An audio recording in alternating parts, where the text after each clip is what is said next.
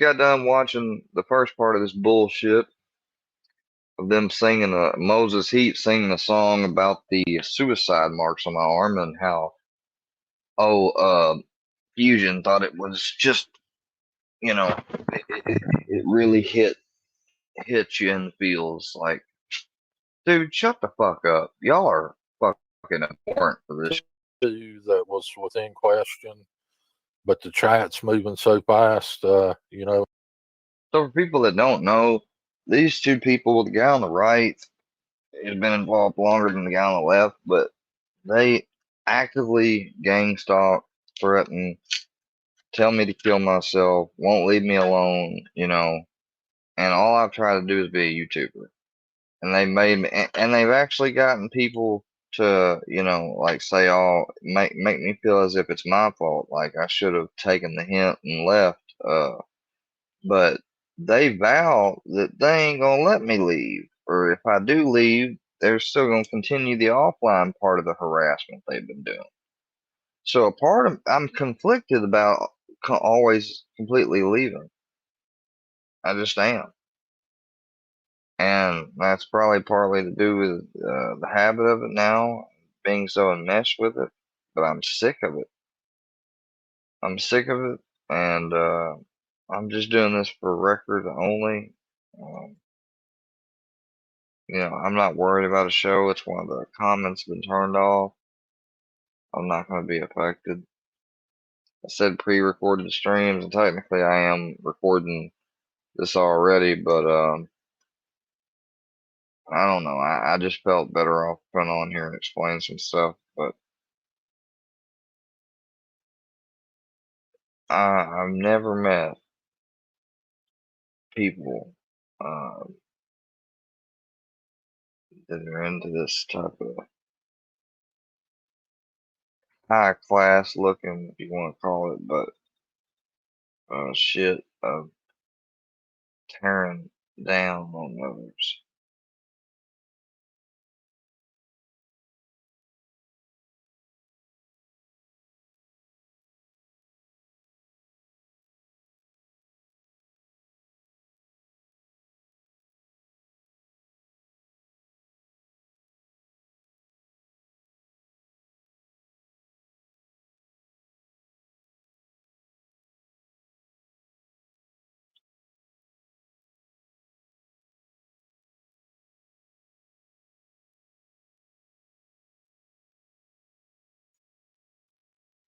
I just don't.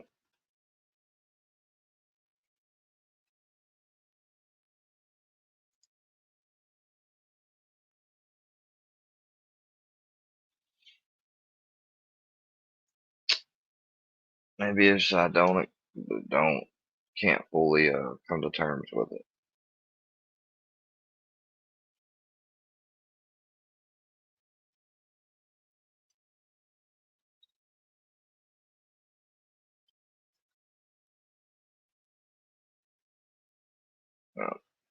So may not be have the experience some other guys had and different stuff. Doesn't mean though that I can't appreciate, understand, or know the value. so it's hard to get everybody's wrenched up here. But I thought y'all wrenched everybody, so none of that shit could happen. It's been a pretty wild day, ain't it, Fusion? Boy, I tell you, there's been a lot of ups and a lot of downs. Hopefully the downs are Yeah, on your that it end. has been. A lot more downs for him than ups, I would say. This Oh, fucking fuck bitch. I'm driving down the fucking road making a turn. This bitch comes up on my ass and I make the turn and they fucking honk at me like I'm doing something wrong. you. Good. Gave her the fucking whirly bird. They realize you're a piece Sorry. of shit. Now, that ain't Just very coming in your gentlemanly proximity. like. I mean, Square was, saying we can't have it both ways. And I'm like, well, hell, I'm not a nice guy, Square. Right. Hey, I see he he deleted one of his channels and he said he wasn't going to go live anymore. Well, okay, you say you're not nice anymore, then, or you're not nice at all. Well, then why do you and have people lecture me about doing stuff that you obviously wouldn't have no problem in doing, but I don't even do?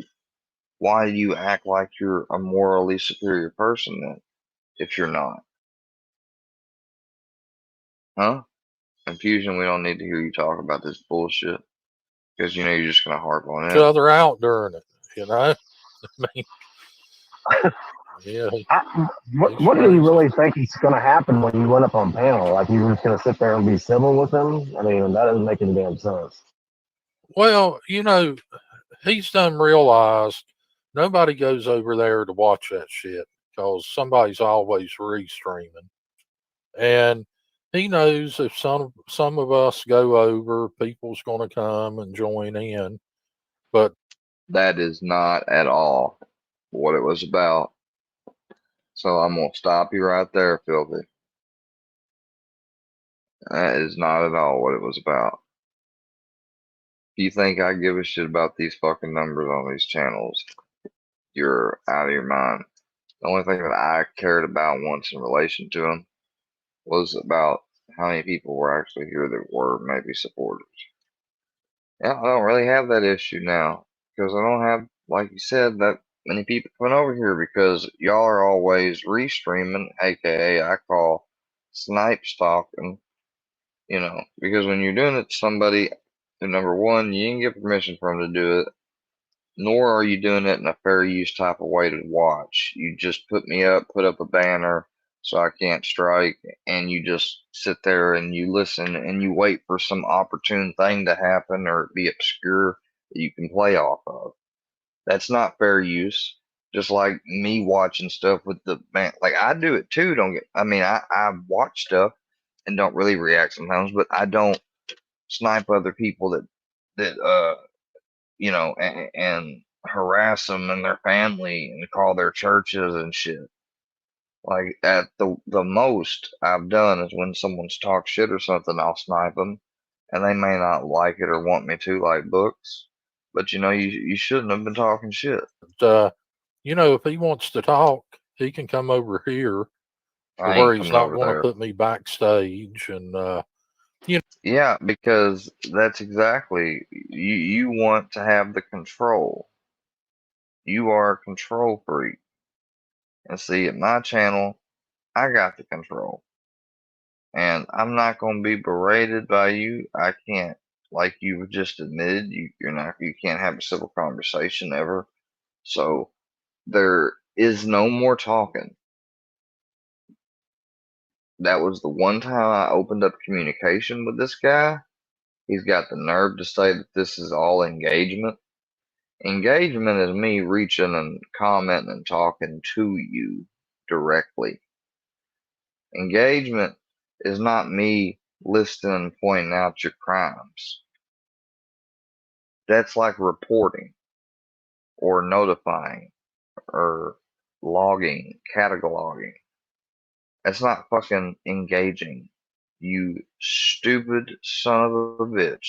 you know how he Right. does.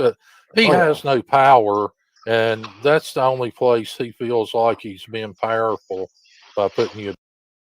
It's not about powerful, it's about keeping control over malicious people. Malicious people don't deserve power or control in situations, especially when it's involving somebody like just like a taker should never be in charge of a giver. Backstage. He don't realize I went right over at JM's and can say what I had to say, or either I can hit the live button myself. If I allow you to restream it, well, okay, you can live it and do it yourself, sure, and just share it. But that's not the point. The point is you're not able to interrupt my stream. You can stay over there and scream all you want, but you're not going to talk over me. You're not going to, I'm going to make my points in. And that's what he's pissed off of is that I've got video and that's what he's pissed off about. He's pissed off because he wasn't able to control the fucking and make the video go more his way. You know, one of his own animals had to be put down. It bit into a fox, and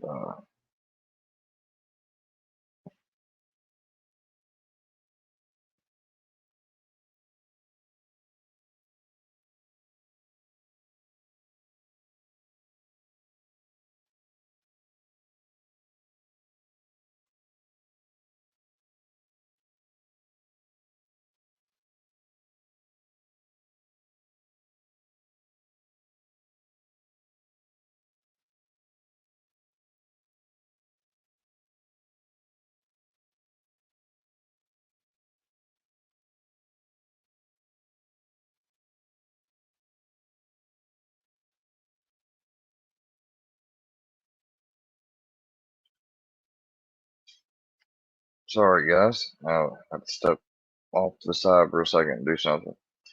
But yeah, let's continue back with this.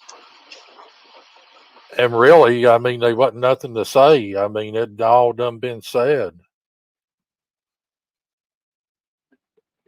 Yeah, what did you say other than telling me to kill myself, calling me a rapist and all types of pedophile, all types of vile shit? What else? I mean, what was the point in that?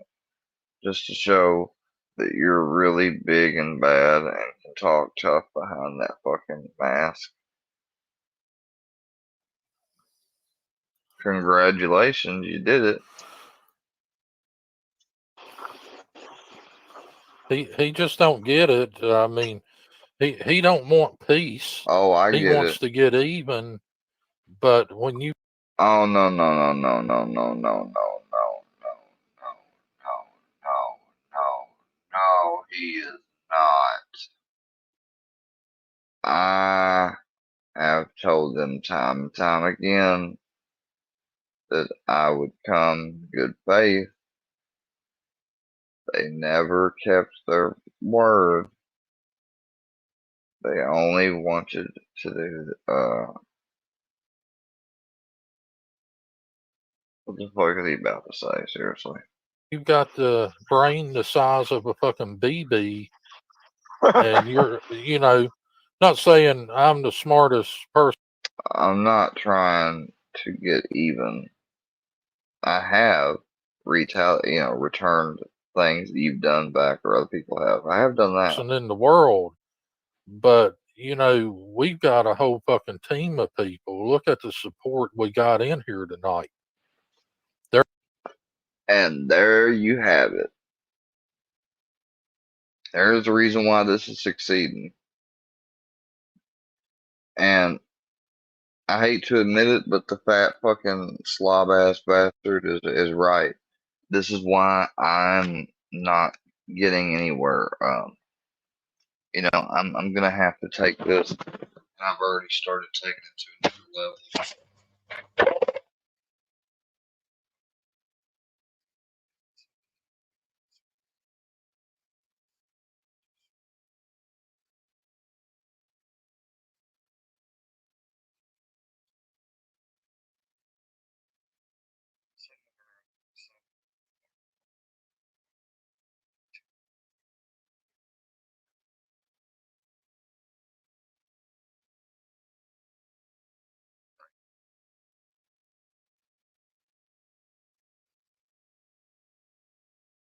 That's the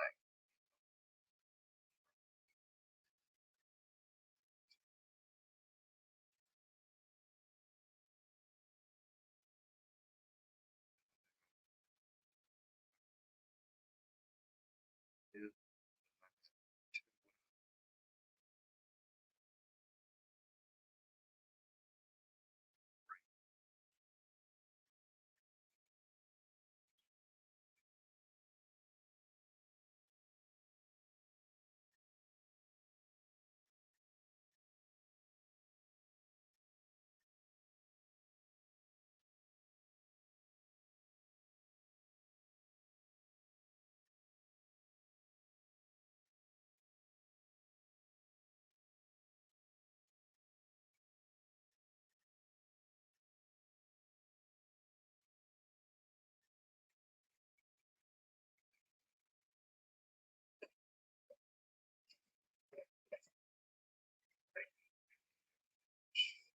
They're not in here because they think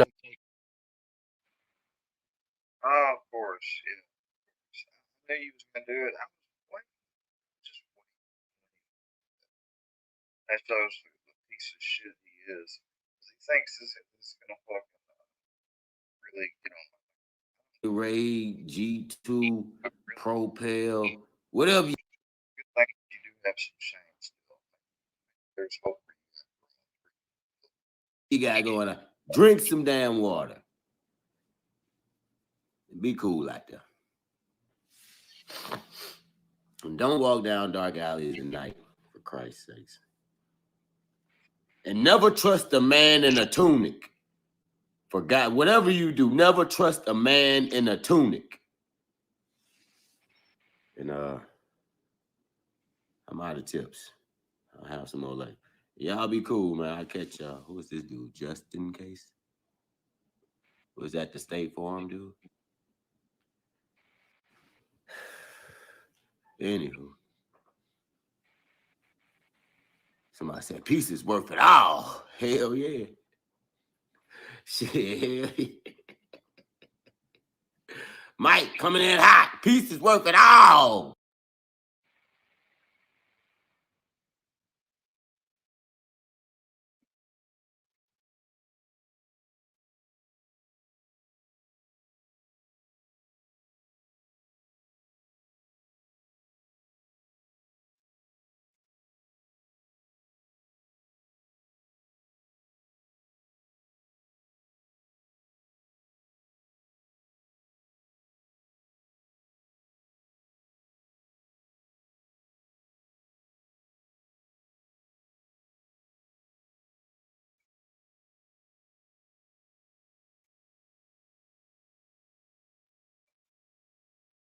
Johnny, rosin up your bow and play your fiddle hard.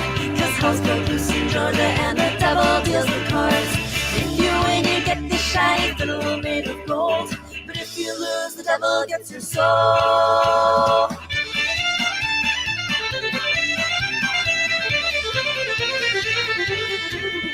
The devil, Johnny, rosin up your bow and play your fiddle hard.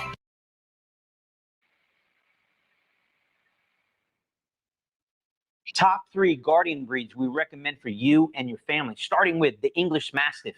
Due to its incredible size, really deep bark, and how soft and sweet-natured it is with the family and the children, it has a great on-off switch. 99.9% of the time, it just wants to chill and lay about. But if the wrong person comes to the door, they're going to find out real quick the business end of the English Mastiff. Moving on to number 2, the South African Boer Bull. Bred and raised to fight off lions and hyenas, it will have no problem fending your family from two-legged critters that try to break into your home. And last but not least, the Rottweiler, one of America's well-known pets. But let me tell you, as a professional dog trainer and a decoy who's taken bites from hundreds of police canines, nothing gives me the chills more than a badass 130-pound male Rottweiler barking at me from behind a fence line. I always pray that there's no hole in the fence. Top 3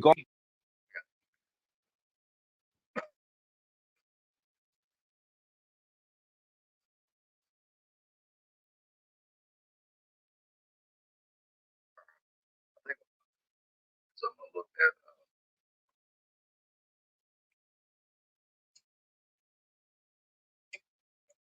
Show color because, as y'all know, like a service dog, usually thousands of hours of training.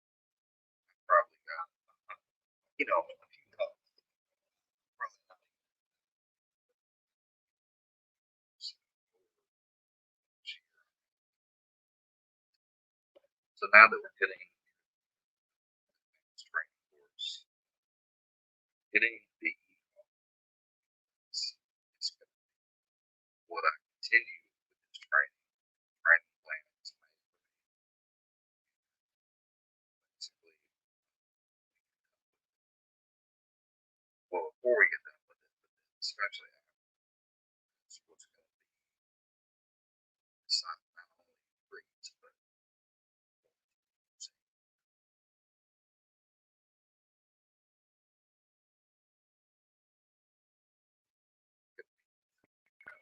this.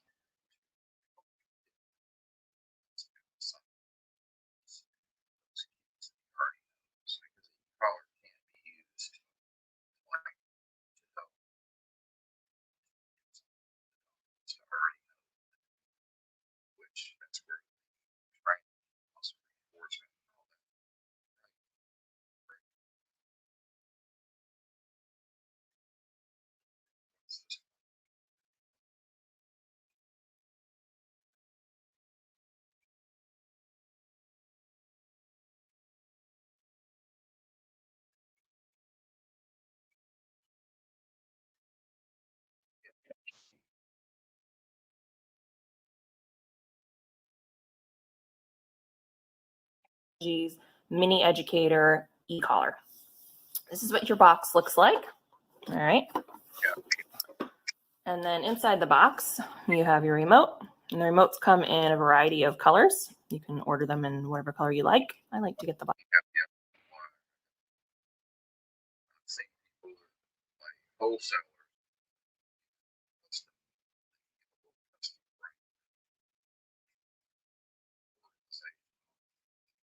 Because I think it looks kind of cool. And then your actual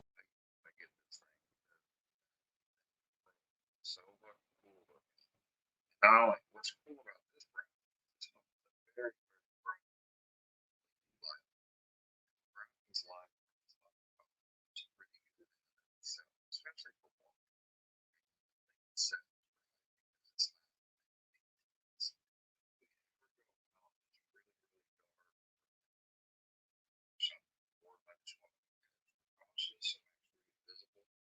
this thing is a lot to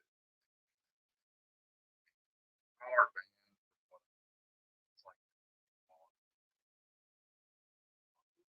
regular collar,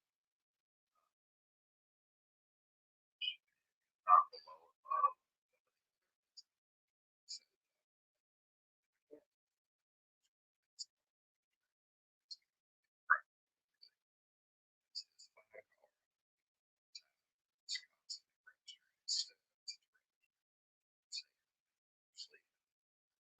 collar. Okay. Other things that you're going to need in the box are your charger. It's rechargeable. Okay, and we'll go over charging and all that stuff in just a minute.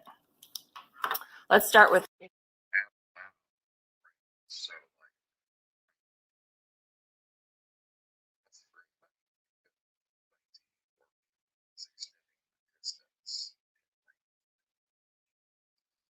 So, it's going to be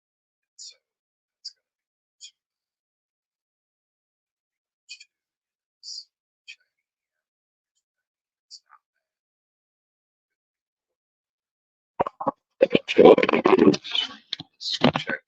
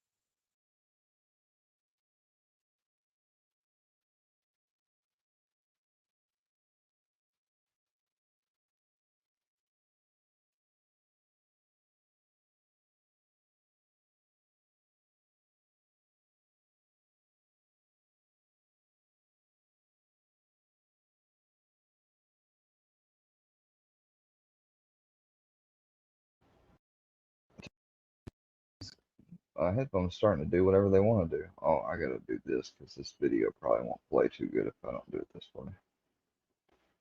Oh, don't give me issues now. I'll get back to doing that later. I'm working with the Manicam, trying to learn how to use it more. There'll be a way I can make an overlay and use it on here, I'm hoping. Because if so, then I can just get rid of I mean, of course, I could do it here on StreamYard too, which that's what I'm wanting to do. I'm wanting to get rid of StreamYard. I already got kind of rid of OBS, but I still got the app. And of course, it's gonna give me some shit right now while I'm fucking live. It's saying it's gonna give me shit. I don't wanna work. It's really easy. All you gotta do is pull up the fucking video source that I'm clicking on.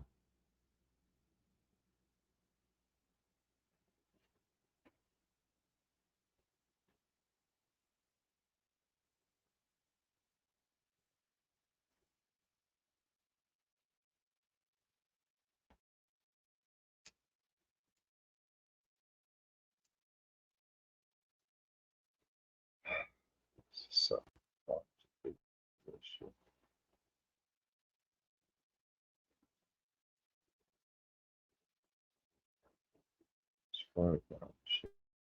it's here lately to where it's like you pull it up and for some reason it don't fucking want to do anything.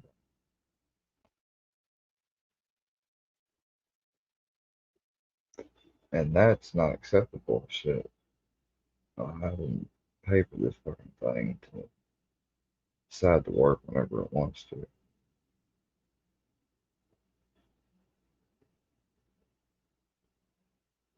Well, fuck it, I guess the video fucking moves up. I'm gonna have to work on it some other way. Because that's not working.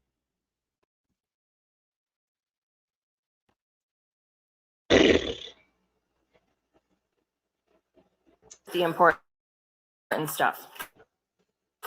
How do you turn this thing on? All right, so turning it on and off is, you're going to turn them off separately. They each need to be turned on and off individually. All right, the remote on the back, there's this button right here. You see how it says on, off, and light? That's the button you're looking for. You're going to push it and you're going to hold it until your screen lights up and you see it said on real quick. That same button until it shuts off. Okay, and now it's off. All right. For your collar, there's no button, but what there is this little red dot here. And you'll notice there is a matching red dot on the remote. So what you need to do is you need to pair them together. All right. So what you're going to do, I'll turn this so you can see, you're going to touch those together and you notice the light on the collar turns green and it will continue intermittently flashing green to let you know it's on. All right. You can do the same thing. Hold it for a second, turns red, and there should be no follow-up flashing. And now it's off. All right. That's all there is to it. Okay. I'll turn this back on for you.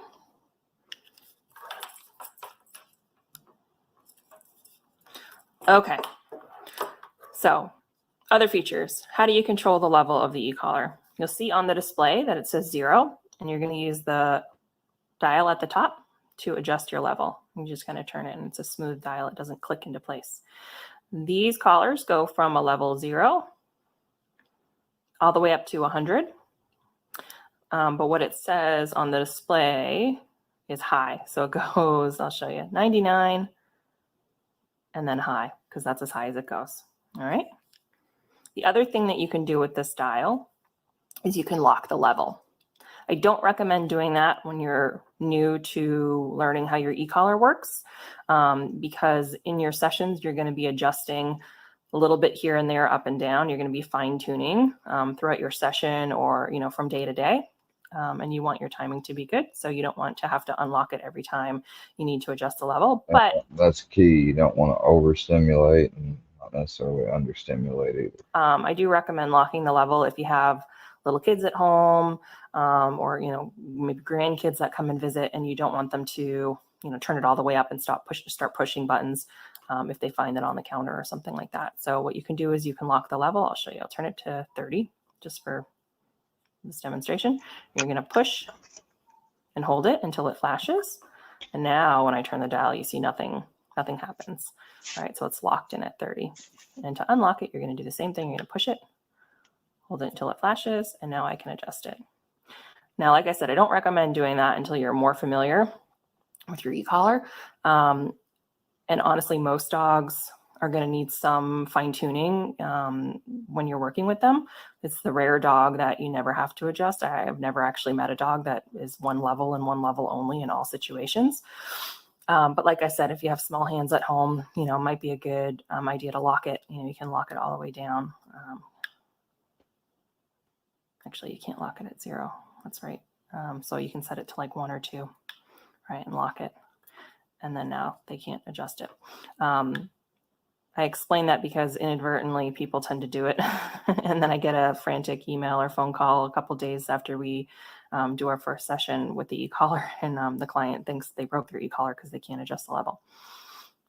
All right, so the button on this side, okay, says a T. It's a vibrate and a tone function. It comes out of the box set to vibrate, but you can adjust it so that there's an audible noise or a tone function. Okay. And so when I push that button, can you hear it? Basically, it vibrates like, old pagers used to. Okay. There's no adjusting that level. So if I have that really low or really high, it's the same level of vibration. Same thing, the noise doesn't get loud, the tone doesn't get louder or quieter. So it's really not useful, that vibration setting. We don't use that to train the dogs because most dogs find that level of vibration really offensive and startling. And you'll notice if you push that the first time, most of the dogs will jump out of their skin. And then occasionally you meet a dog that they don't care about it. Yeah. And there's no way to turn it up. So I use that really just to check that the collar's She on did? before I put the collar on the dog, because trying to pair those two red dots on like a I fluffy or a understand. wiggly Hold moving on just a target of a second. dog is really difficult. So make sure it's on before you put it on the dog. Okay, other buttons, the buttons that we're going to care about are the stimulation buttons, and those are the ones on the other side. There's two of them. Okay, and they say S because they're stimulation buttons. There's a black one on top and there's a red one on bottom. All right, that's because there's two modes that you can set your e-collar to. Again, out of the box, it comes set to both of them. So the top button is momentary and the red button is going to be continuous. And what that means is My when you push the button in granddad's- momentary, it only Granddad's gives 92-year-old friend died. She was a good woman too.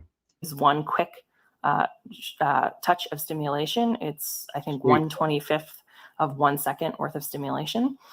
He's gonna go to a funeral. And the red button set to continuous, you can push the button and hold it down and it gives a continuous pulsing sensation.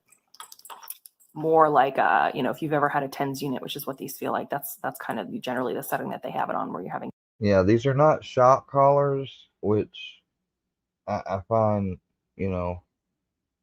kind of this. people think and like to think they're shock collars. They do, like, they kind of look like a shock collar, but it's interesting to note that this company that makes these, they do, I think, actually sell a shock collar, and it's not like these. These, like she just described, it feels more like a TENS unit, which I guess a TENS unit can, it does send electrical current, which in a way I guess is, but it's not shocking you in the same, I don't know, it's different. It's just stimulation is what it is. Continuous sensation. All right, so I'll show you. When I push the black button, which is the momentary down, it flashes really quick. They're humane let me show this real quick. Like, I ordered directly from the site because the $10 price difference on the other site that I use, it didn't make any sense. But let's look at all their products. Let's type in shock collar. They actually may not sell a shock collar.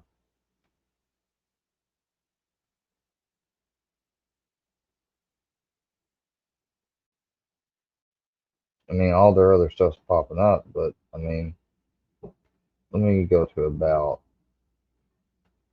and what makes them different. Our advanced control stimulation. The stimulation can be adjusted from 0 to 100.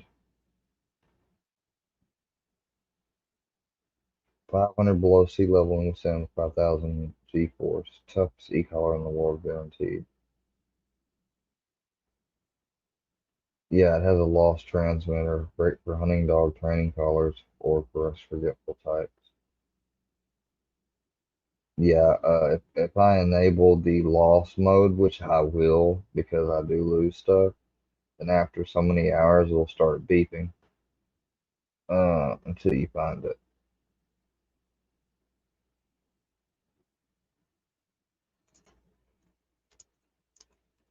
Let me share this because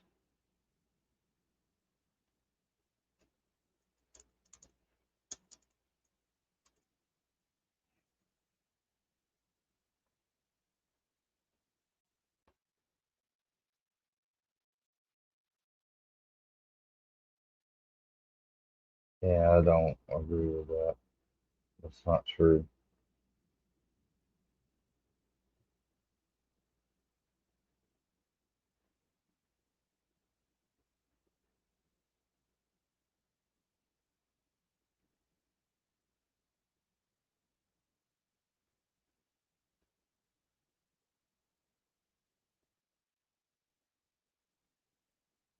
Okay, so by calling it an e-call, well, these are made. I saw the video and I heard about the guy.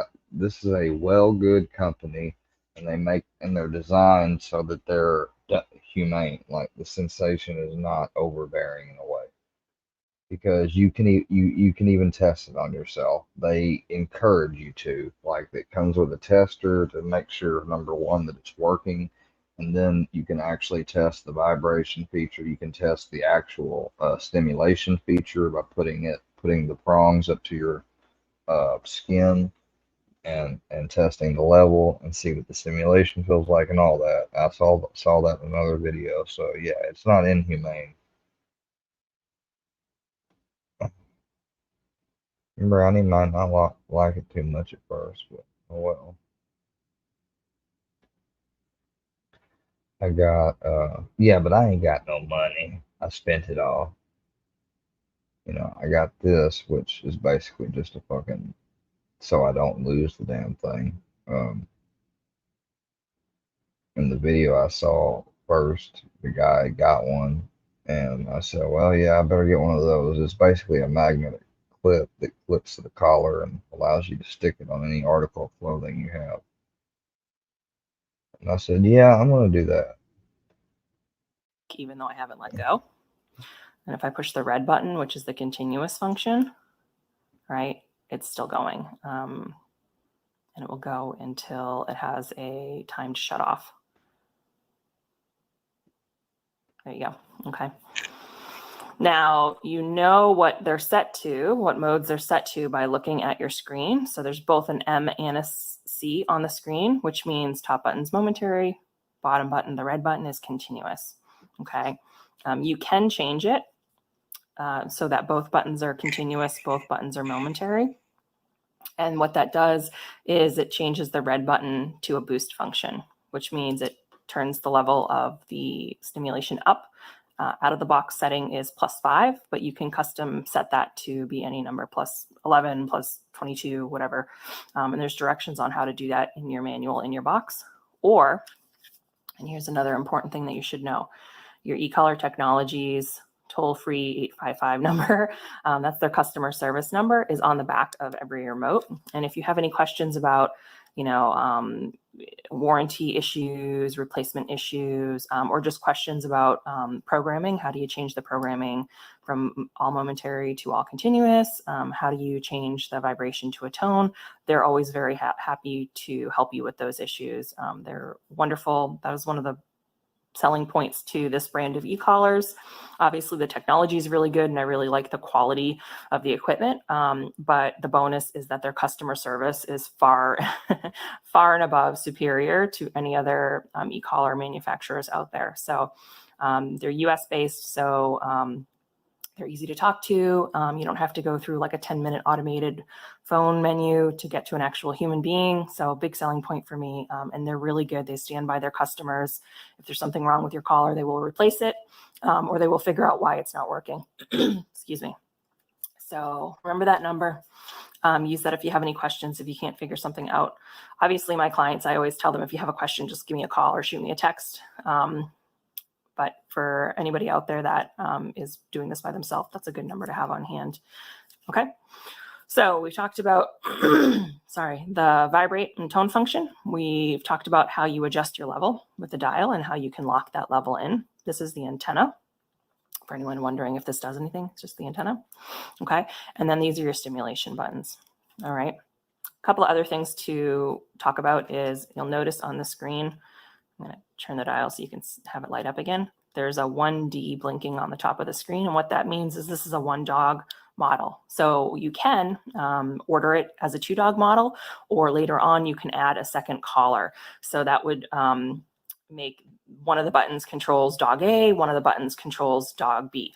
And you have to change the programming to 2D or 2-dog programming. So if you're using this as a 1-dog unit, and you see that it doesn't say 1D, it will say 2D, you've somehow inadvertently reprogrammed it to thinking that there's a second collar out there.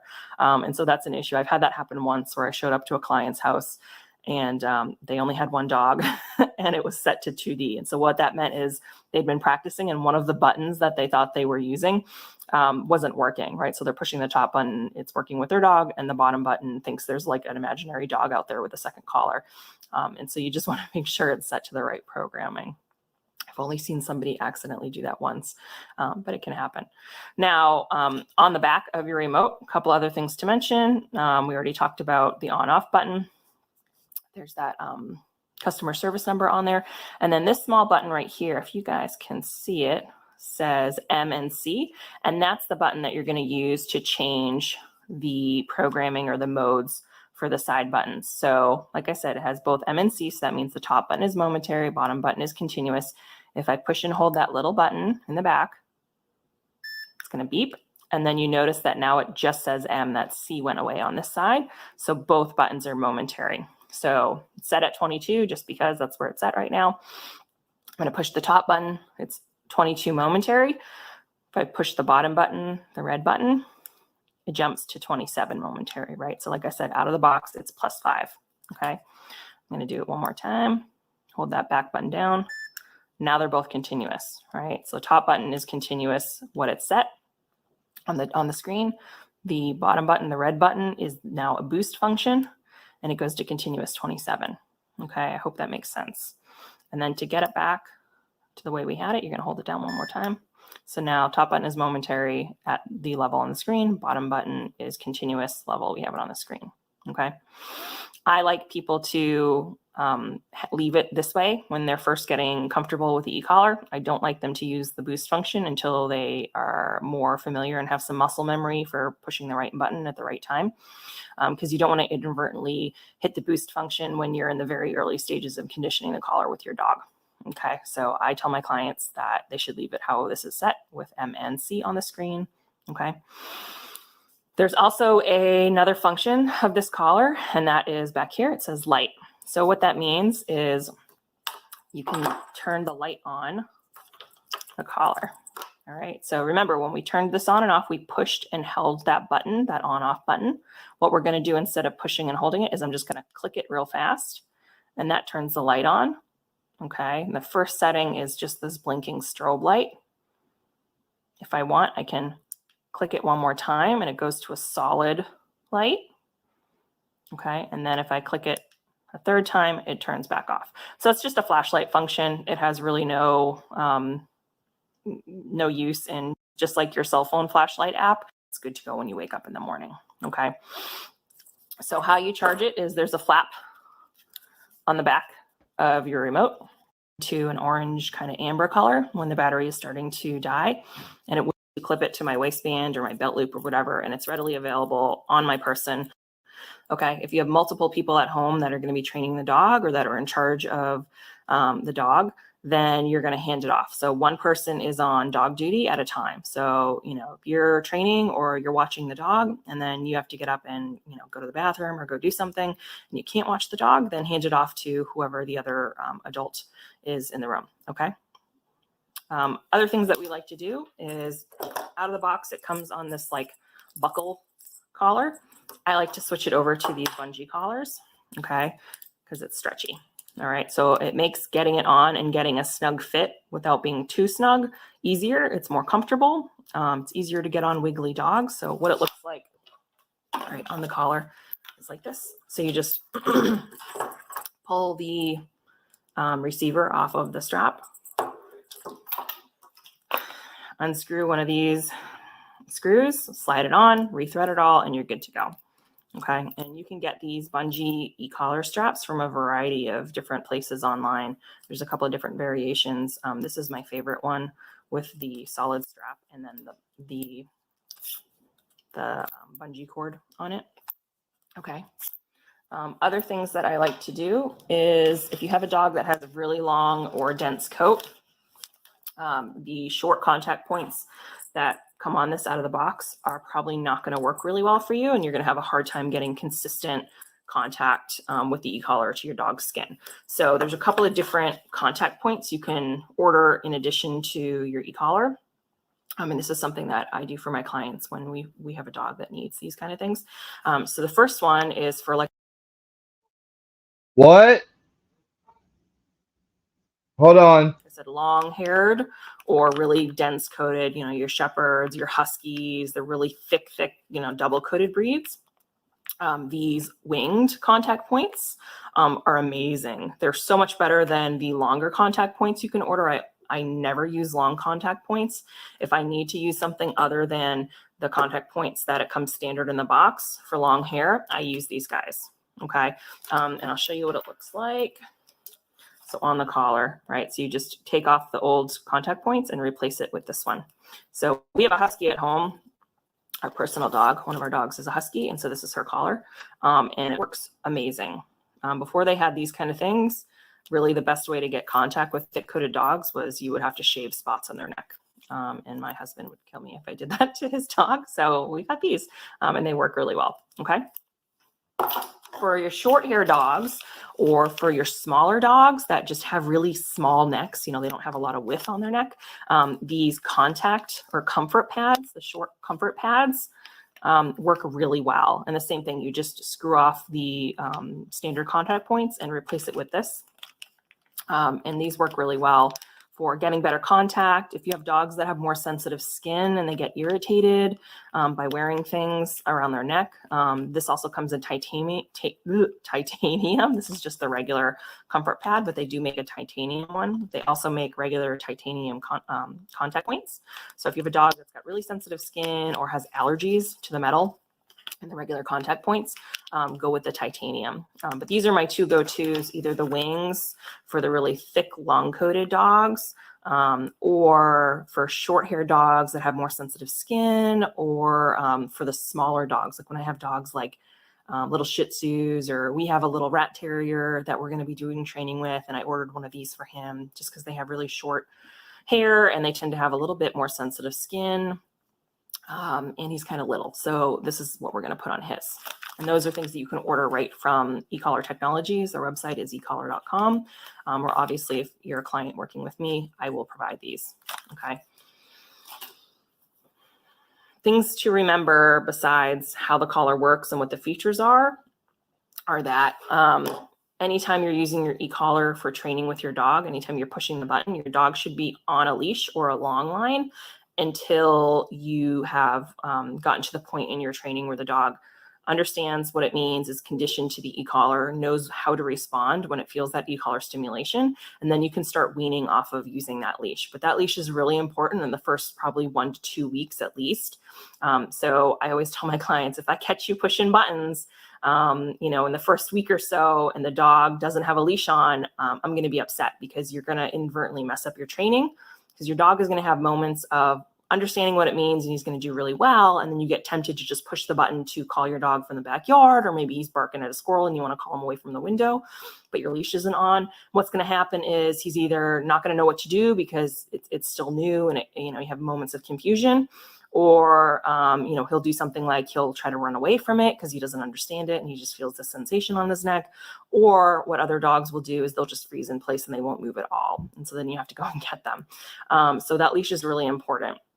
Also, like I said, contact needs to be really snug. So that's why I like to use the bungee straps. If you put the collar on your dog, right, and you snug it up and he runs around for 2 minutes and it shifts position and now it's like lower on his neck and it's not, you know, up to the side or, you know, behind his neck, then it's too loose, right? It should not be moving on its own around your dog's neck. With him just doing normal movement. Now, if a dog's like really vigorously scratching at his neck, sometimes it'll move a little bit. But it should not be moving when he's running around. It's too loose. And if it's too loose, it means these contact points are not making constant contact. And if one of the points isn't touching, then he's not going to feel anything. You can turn this all the way up. And if only one contact point is making contact with skin, he's not going to feel anything. So try it yourself. Turn this all the way up. Just put your finger on one of these. You won't feel anything. Okay. Needs to have good contact. Now, because it needs to be snug and you need to make sure that you're having good constant contact, I really recommend that you rotate the location of the collar a couple of times a day. So every 2 to 4 hours, depending on your dog's sensitivity. Dogs that have really sensitive skin, I would say, you know, every 2 hours religiously as much as you can, loosen it up, shift it over to the other side of the neck, move it a couple of inches, and then re-snug it up. So we don't want the e-collar sitting up against their skin, being all snug for 8, 10, 12 hours at a time. You risk the chance of getting irritation, called a pressure sore or pressure necrosis. Basically, it's the same thing that like people that are bedbound in hospitals, they get pressure sores, and so the nurses have to shift them around so that they don't get that. Other types of irritation you could potentially see with this, just like any other kind of collar or harness, would be a hot spot. So if your dog's a swimmer, or if you have a really thick coated dog, long hair dog, and they get wet, you get caught in a downpour. When you get back home or when you're done with your training, take the collar off, let it dry out, make sure it's clean, wipe it off, and then make sure the dog dries out and their coat is dry before you use it again. You don't want this, again, sitting in one place, holding moisture up against their skin, because you're No, I only got mine, Granddad. and that's going to cause them irritation. This collar is totally I waterproof. only got the 2 I got. What? It's the right size. I know it is.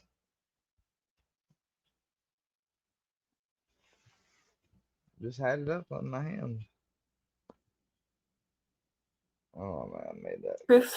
I didn't mention that yet. So their dog totally can go swimming, or if you are out in the rain, you can definitely still use this in training. You're not going to electrocute them. It's not electricity in the sense that it's a live current, so you don't have to worry about that. The range for this, as you can see on the box, is a half a mile. So definitely plenty far enough for most people. They do make collars that go up to 3/4 mile, and I think they do have a model that goes up to 1 mile, unless you're doing like duck hunting or hunting out in the woods with your dog. You really don't need more than a half a mile.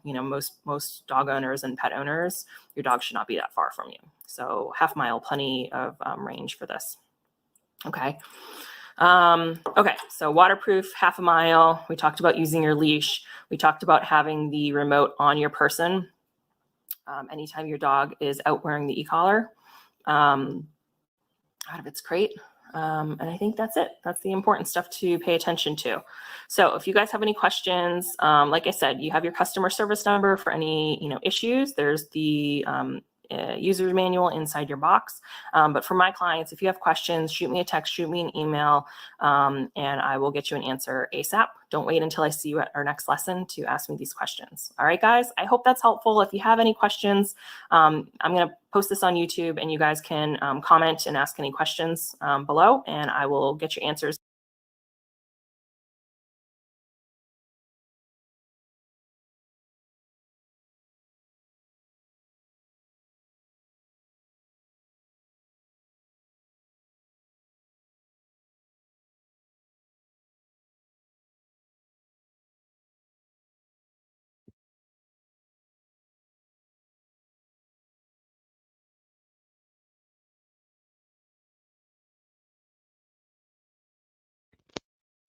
Like I'm gonna have to. I didn't know about the. They always got something extra that you might need to buy. He does have thick coat.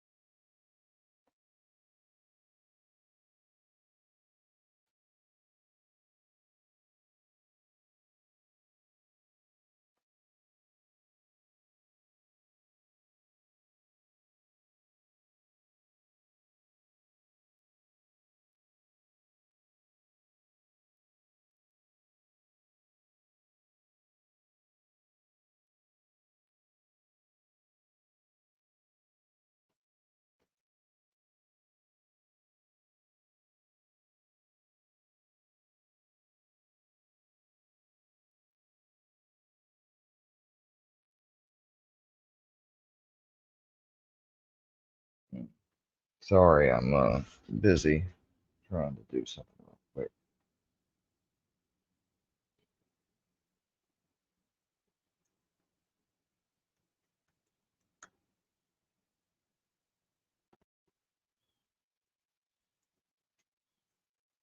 I'm probably overspending by buying this, but I'd rather be safe than sorry.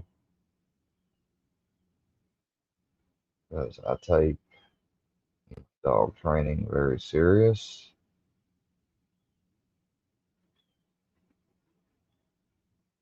And I don't want to have to put it on hold because I've got to order some extra contact points.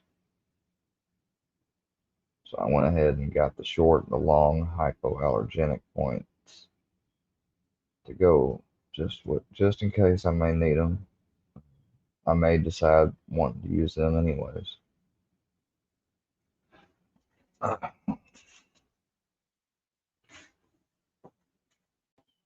Oh crap. That's what I thought.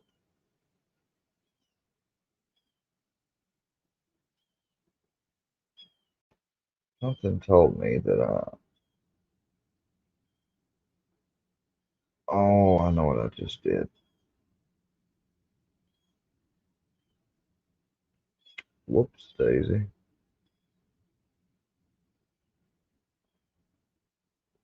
Yeah, that is not my number.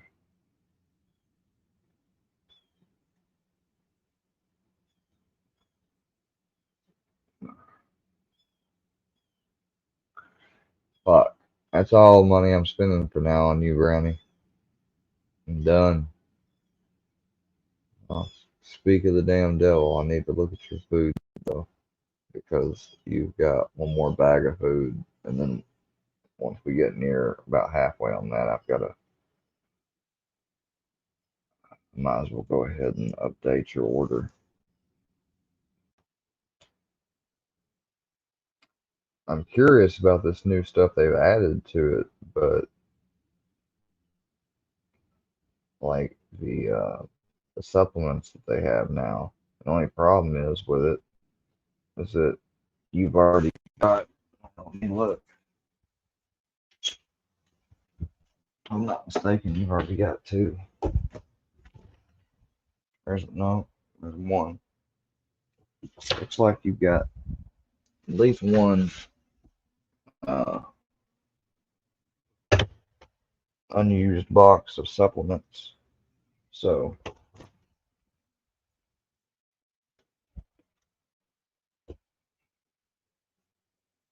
that may last enough, but I think I'm gonna start giving him turkey and beef. Although if I just keep it to beef, then how much extra is that? So that'd be $31 a week. $29 a week versus 31.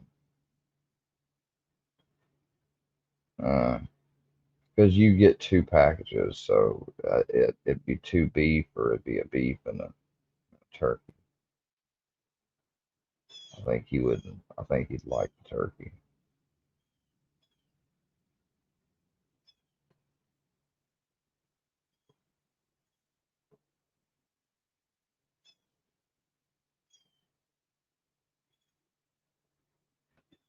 It's not set to be charged until October, so yeah, we got time. All right, let's go ahead and go back. So, anyways, that is the educator.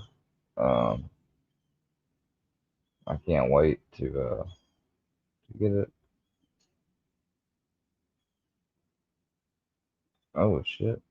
Okay, boys, hope you guys. Whoever made this, like, I thought it was illegal to recreate AI voices of people that's not you, but what do I know? I guess then again, you don't know who's behind the account either, but they could probably find out. But this is an account that's got about 60K subs, and they make some interesting, cool little, like, they're like little, they're designed to like be, I don't know. they're obviously someone that's playing the GTA game, using AI speech to text for the Guys script, are ready. and they're just making shows from these little game because they're playing, I believe, on a PC with mods. Because today we are going to have some fun. Can I know why are we in front of the police station? What exactly are we doing? Yeah, bro, what is this? Is this the day in which we turn ourselves in for what we did with this country or what? No, actually, this is the day in which we serve our country as police officers in the hopes of doing some good. I feel like for the past years, we were too focused on doing bad and stealing money. So now it's time to help our people. And this is how you want to help our people? You couldn't think of anything else? Maybe like giving them a stimulus check or something? Yes, Obama, like I told you, we've been doing too many unlawful things. So now we must be the ones who operate according to the law. And most importantly, make sure others obey it. I don't know why, but I'm telling you before we do anything, I don't have a good feeling about this. Hey, bro, me, Barack Obama, and Joe Biden are going on duty, and we are taking car number 84. Come on, boys. From now on, people's lives depend on us. Yo, so we are really doing this? Yes, idiot. You thought that I was joking? Hurry up. The night is coming, and that's when the criminals get out on the streets. Are we going barehanded? What if somebody attacks us? We have shotguns and pistols in the car, and who would dare to do such a thing to the presidents of the United States? The question is, who wouldn't? Okay, then Obama, watch out, bro. You almost hit me with that door. Just get in, idiot. So what are we looking for? Thieves? Nah, I think I just heard on the radio that a wild animal is on the streets. So we might have to look for Michelle. And I just heard that... Nobody is looking for animals here, not even for Michelle. For now, we're going to pull over some suspicious vehicles and run a check on the driver to see if he has any warrants or stuff like that. Why did you cut me off when I was about to say my joke? Nah, that's not cool. Are you Team Biden now or what? Stay mad, bozo. Trump, pull over this car that is in front of us. He has tinted windows. Here it goes, our first. Yo, why did he brake check me? Nah, watch how I'm going to end bro's life. End his life? What do you mean? No, don't tell me we are about to be those type of cops who shoot everybody that moves. Not everybody that moves, but everybody that breathes. Oh, yes, that's how I like it. Let's see what this prick is up to. I'm standing here with my shotgun out in case he calls for backup, or if he tries to run, I can shoot his tires. All right. Hello, sir. Officer Donald Trump here. I saw that your windows are tinted, and I don't really like that. May I see your ID? What do you mean you don't really like that? What type of reason is that, man? Come on, we're about to get reported on our first day. Wow. Michael Remington. And boys, get your guns out for this one. He's looking extra suspicious. Now let me go in the car and run a check on him. What did he do to be extra suspicious? His name is Michael, and he looks more like a Tyrone, so his ID might be fake. That is crazy. I'm going to act like I didn't hear that. So did you run a check on him? Is he good? What is his record looking like? It's searching right now. Oh, here. License valid and no active warrants. Okay, let's give him a fine first and then do a frisk. Who knows what he has on? Isn't that illegal to perform a frisk if he didn't do anything? As I said, he has tinted windows. And as far as this citation goes, because in my opinion, his name doesn't comply with his face, I'm going to give him a $10 million fine. $10 million fine? Yep. Be prepared to sell your mother, your sister, your dog, your cat, your cousin, and basically everything that you own. Next time, make sure your name corresponds with your face, buddy. Oh, and maybe don't brake check me. I mean, shit, the money comes to the government, so it's good for us. As a matter of fact, write 30 more because he stared at me when I got out of the car. Actually, the money comes into my pockets anyways. Turn around. I want to perform a body search to see what you have on you. Oh, what's that hard thing? What the? Bro, where are you searching? He has a pistol. Why do you have a weapon on you? Whoa, whoa, whoa. What do we have here? So did you try to shoot us or what, buddy? He's going to jail tonight. I told you to pull him over. It was my idea to body search him. $10 million fine and life in prison is crazy, not gonna lie. Wait, bro, did you check if he has a license to carry? I don't have time for all of that. Right now, he's under arrest for illegally carrying a weapon with the intent of shooting a cop. You have the right to remain silent. Otherwise, everything you say can and will be used against you in court. And to be honest, if you start talking, I'm going to beat the shit out of you. This is our first ever traffic stop, and this is our first arrest also. We're doing a pretty good job. I know, right? What I just witnessed makes me go and report myself and both of you. You literally gave this guy a fine that probably his grandkids are going to pay and performed a frisk for tinted windows. Something only in America you can see. Hey, bro, I had all the reasons to do it. Now let's get back in the car and get this prick to the police station so we can make a record for his ass and put him in jail. What are we doing with his car? Are we going to leave it here with the engine turned on and unlocked? Let's at least park it somewhere. We are police officers Biden, not valets. We just ruined his life for having tinted windows, and you expect after all of this to park his car? If you sit and think about it, I'm starting to feel bad now. If you feel bad, then feel free to pay for his fine. But here it's everybody on his own. I need money for my campaign, so I can't have mercy on these idiots. That's what I meant too. I feel bad that you didn't make the fine at least 20 million so I can also get my cut. Come on, bro, really? Make it 30. Shit, hey, lil bro, so can you handle 20 more? Finally, bro, we got here. I was about to jump out of the car and start running. I couldn't resist this siren noise anymore. Next time you want to do that, let me know so I can go 200 miles per hour. Yeah, but before I jump, I will make sure to push you out first. Can we take care of this suspect? I wonder what's in his head right now. Getting Move, arrested Joe. by 3 presidents of the United States and going to jail for tinted windows and a gun that was found after an illegal search. Well, he probably thinks he took too many drugs and he doesn't believe anything that is happening right now. And it also seems that he doesn't want to get out of the car. So I'm going to have to force him out. Come out, you stupid piece of shit. You see? And that's how you get 100 more years in prison. If I were him, I would just give up at this point. He is also resisting and doesn't want to get picked up by his arm to follow me. Look at him. Now, if I get out my nightstick and I stick it in his butt so he can get used to prison, I'm the bad guy, right? I think in any way you put it, you'll end up being the bad guy because you literally finished his life like you said you would. Let's get him in the jail cell and leave him there. It's taking too long already. We need to do other missions too. Yeah, exactly like catching thieves or something. Why are you so obsessed with catching thieves? Hey, bitch, look, here is a suspect. His name is Michael Remington. And what are you looking at, ho? Standing here like you own shit. Get out of my police station.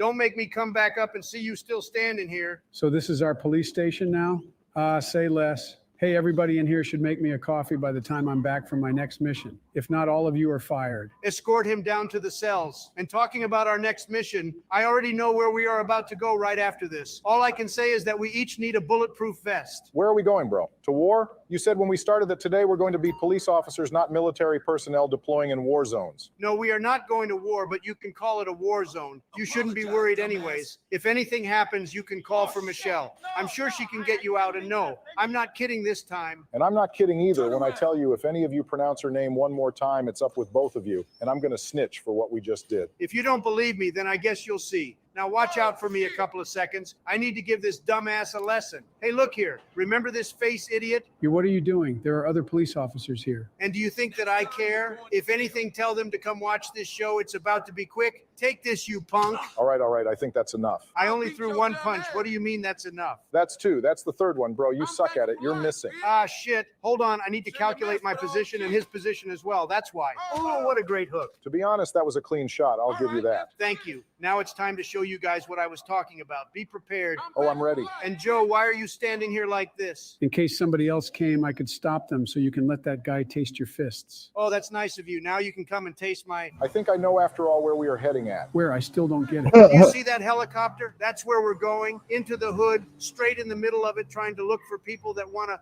Oh, no, bitch. Don't think you're going anywhere. Come on, boys, fast. We have a fugitive. This shit is getting crazier with every mission. We're running down a slut now. And it's not even your wife. That's the crazy part. So you can say stuff like that, but I can't mention Michelle's name? Okay. I had to say something back for all the times you talk shit about her. And what do you mean? By that logic, why I can't make one joke. But you always make unlimited ones. I keep telling you to stop talking too much when you are around me and I have a gun in my hand. Now you're making me want to commit crimes that I don't even want to think about. I got her, thanks to my stamina and agility, because you two are useless. Oh, you better get down before I pull out my pistol and I shoot you. Don't play with me. Where is she going? I don't know. Stop. This is the last time I'm warning you. Get down on your stomach and put your hands behind your back. You're under arrest for illegally transmitting STDs. And what are we doing now, bro? Are we about to stop our trip to the hood for this? I'm putting the handcuffs on right now. And after that, I know what to do. No sense in going all the way back to the police station. I'm wondering what Melania would think if I send her a video of this. She would probably say, oh, wow, what a great husband I have. He's protecting the country from STDs. And right after that, probably get back to cooking me dinner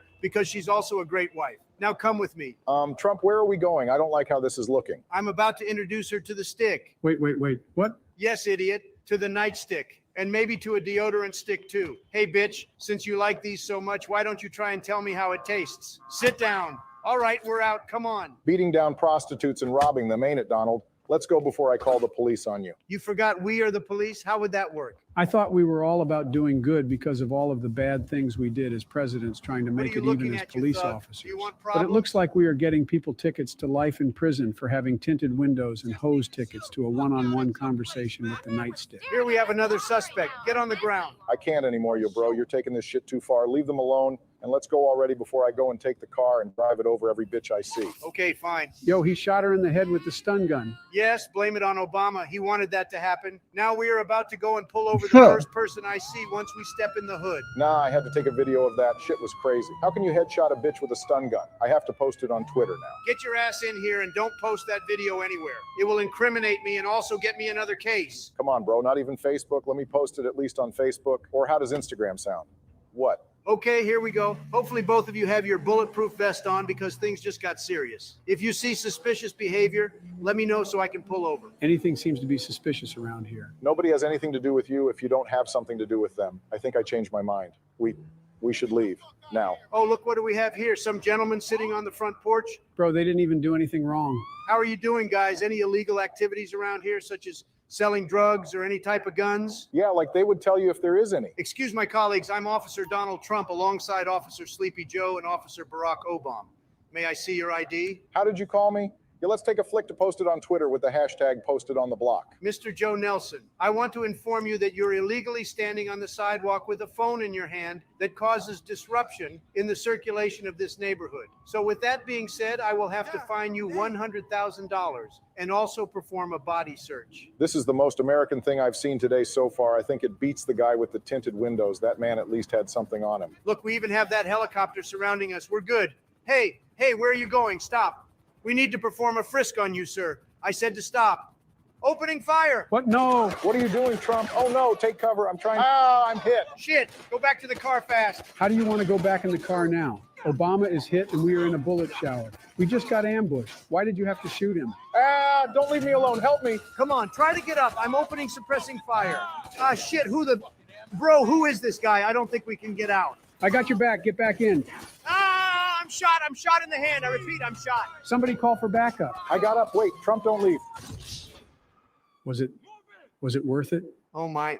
How did we make it out of that? Just so you know, the next time you propose something like that, I'm not going to perform a body search, but a body slam with you. Maybe you can think clearly after that. Oh, boys, look behind. Some officers came to see if we are all right. Hey, bro, we are okay. Only that. Wait, am I tripping or does he look like Obama? That's Obama if his passion were donuts instead of bombs. So what do you guys think? Should we go back?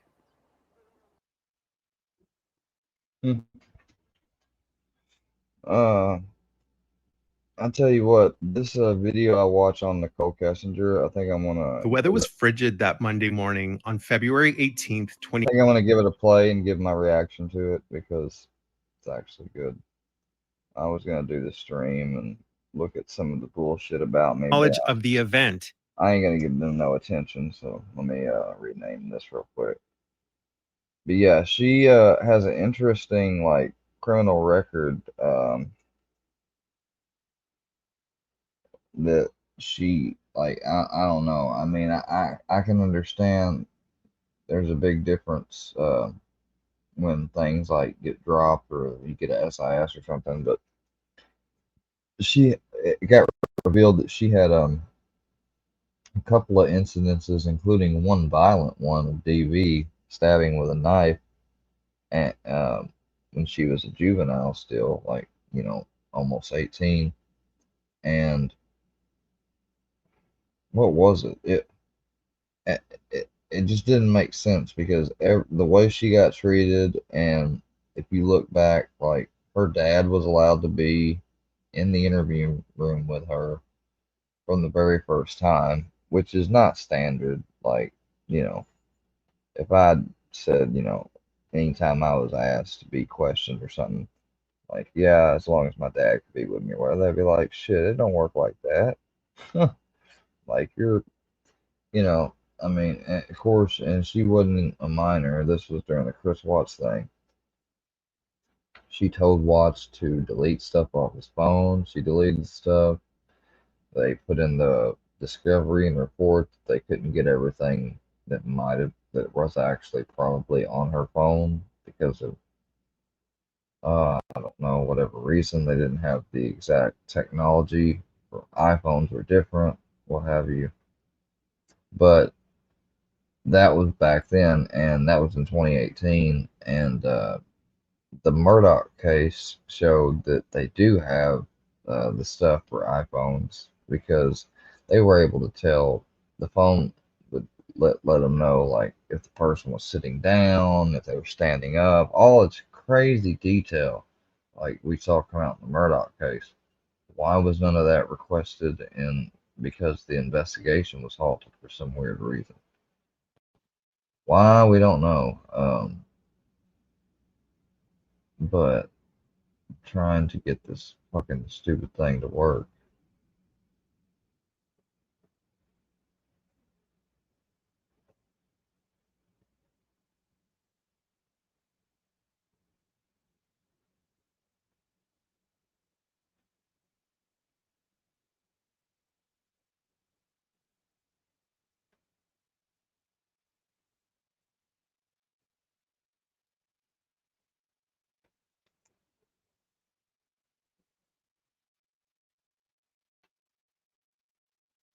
Why this is not working.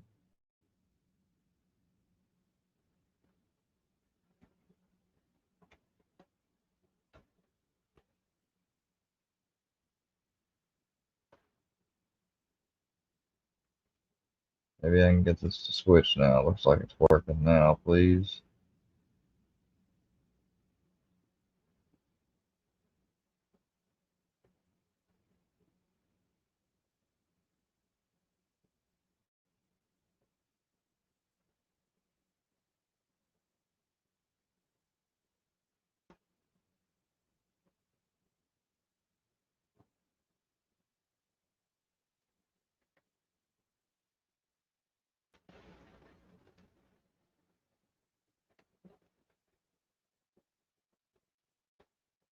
I'll just do this. Fuck it.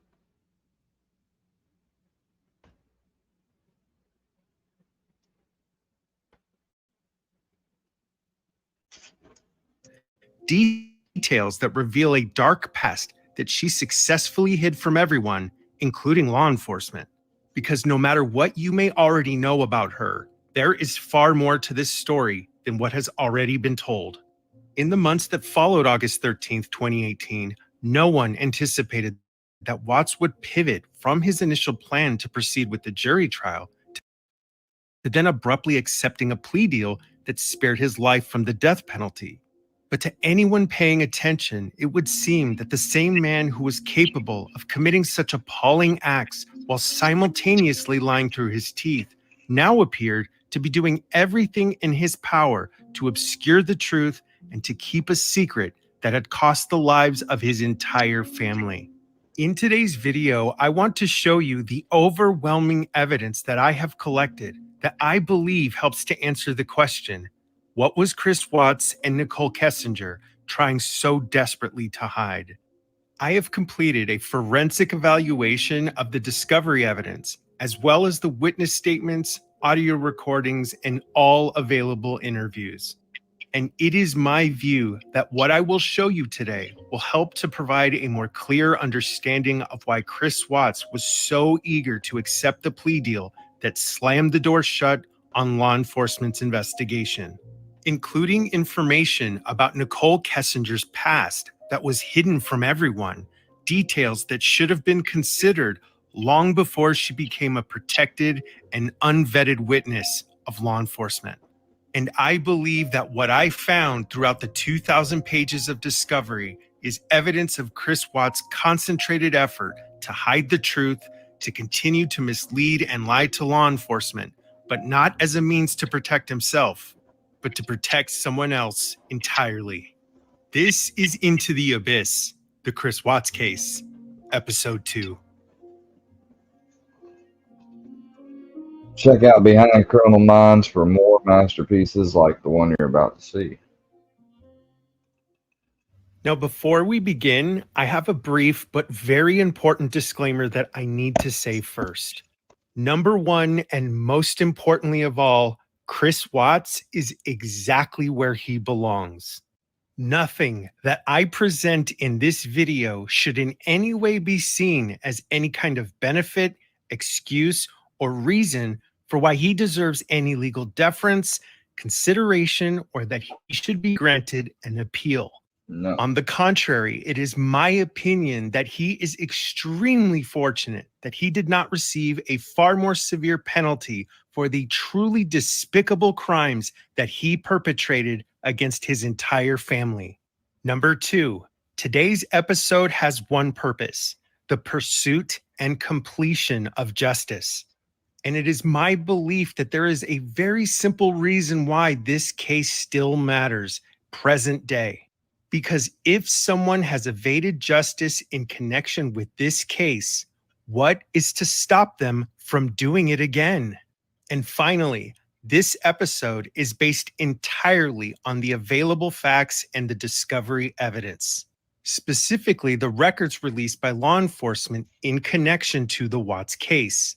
This entire episode represents my opinion of that discovery evidence and is in no way an allegation or absolute statement of wrongdoing.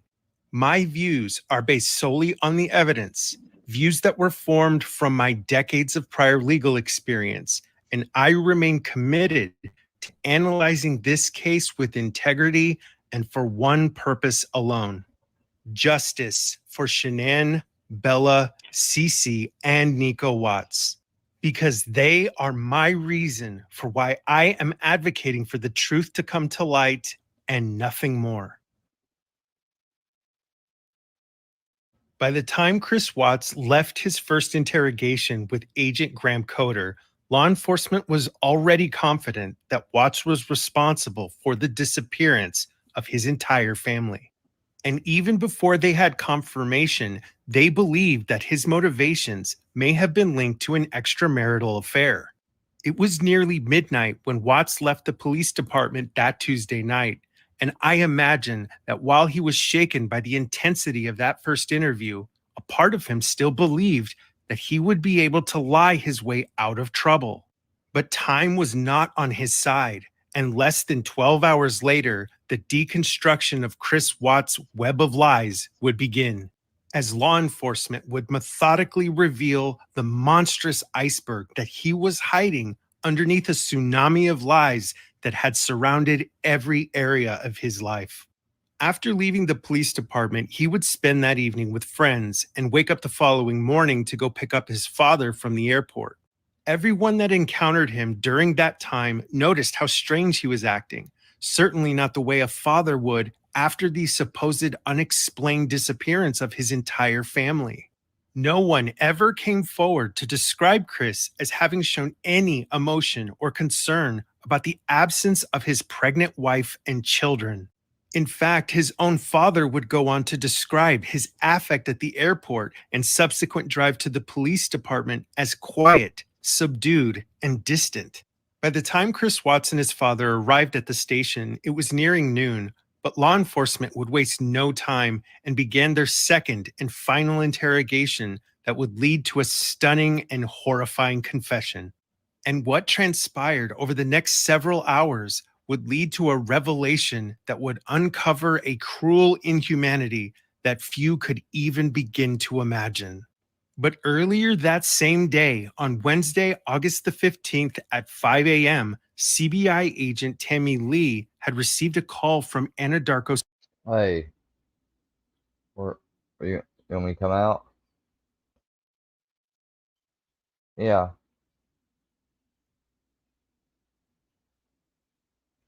Well, you gotta get going. So here I come. Security manager Tony Husky.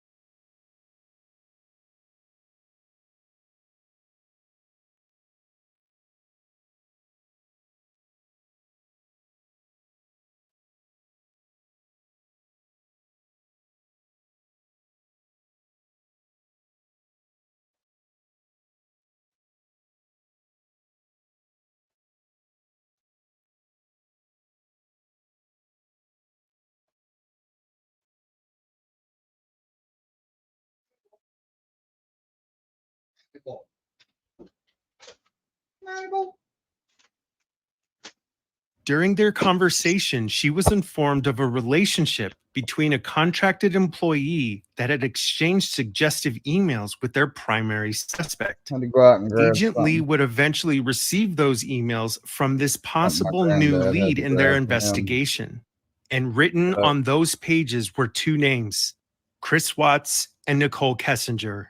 While Chris was sitting in the hot seat, failing miserably at his lie detector test, Nicole Kessinger had been in contact with law enforcement to confirm her connection to their case.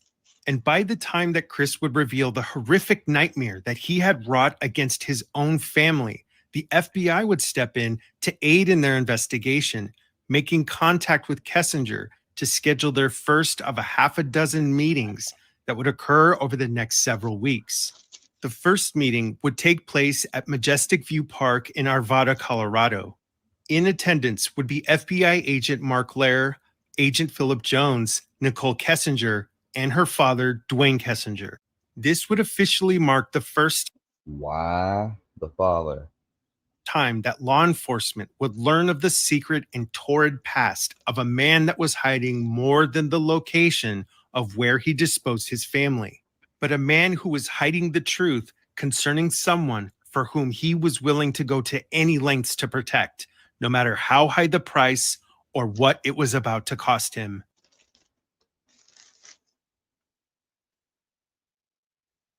Over the past 5 years, many people have asserted that the claims of Nicole Kessinger's involvement in this case is nothing short of a pointless fishing expedition. In fact, Weld County District Attorney Michael Rourke went on the record stating, and I quote, "I have absolutely no reason to investigate Nicole Kessinger at this point in time. This is not a witch hunt," unquote. She originally came forward and spoke to investigators on her own volition. Prior to the time, unfortunately, that she came in and spoke with investigators, she had deleted all of the information off of her phone that had any connection between her and Chris Watts. That hampered the investigation. And you don't see that as suspicious? That hampered our ability to get that electronic digital connection between the two. She was interviewed on multiple occasions. That you didn't ever even fully get because you didn't request all the correct places you could have requested. She said, "I never talked to him on anything other than iOS messages." Then immediately got caught up in another interview saying, "Oh yeah, we talked on Skype." And Chris Watts had a secret calculator out that was designed to store photos and conversations, everything in a secure way. So if anyone else had access to your phone, like a significant other or whatever, they wouldn't come across that stuff. Well, on the 14th, which is after the investigation started, Nicole told Chris to delete stuff off his phone. I believe that for the most part, she was forthcoming in the course of those investigations. We don't have any reason to believe that she had any prior knowledge or involvement in the death of Shanann, Bella, Celeste, and Nico. I think that's the best way I can answer that. He would go on to completely dismiss all the claims that have been made about the problematic information that has arisen concerning her possible involvement, going on to claim that he had completed his job by securing the conviction against Chris Watts and that there was no interest whatsoever in any other investigation. You will want to keep that information at the forefront of your mind as we continue. So with that said, let's begin. FBI agent Lair Jones met with Nicole FBI dropped the ball on her too. Kessinger and her father the evening of August 15th, 2018, virtually at the same time that Chris Watts was confessing. The urgency of the case had reached critical mass now that investigators understood that this was no longer a missing persons case. The collection of evidence, interviews of witnesses, and the subsequent forensic analysis began in haste, the sole purpose of which was to secure a conviction against Chris Watts. Now, it is critical to understand that before law enforcement ever met with Nicole Kessinger, they had already considered her a protected witness.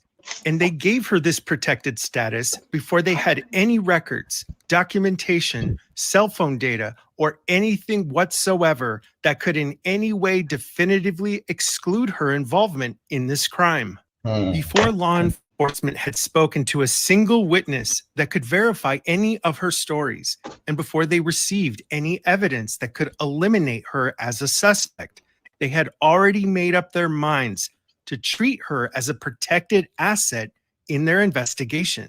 It would seem that law enforcement had decided to completely sidestep the need to comprehensively verify that she was in fact blameless.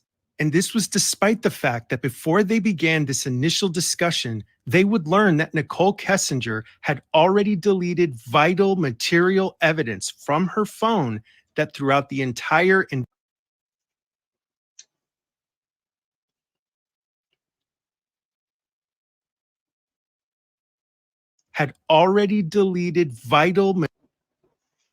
The device stored 34,000 timeline, 8,000 images, 120 images, full audio recordings.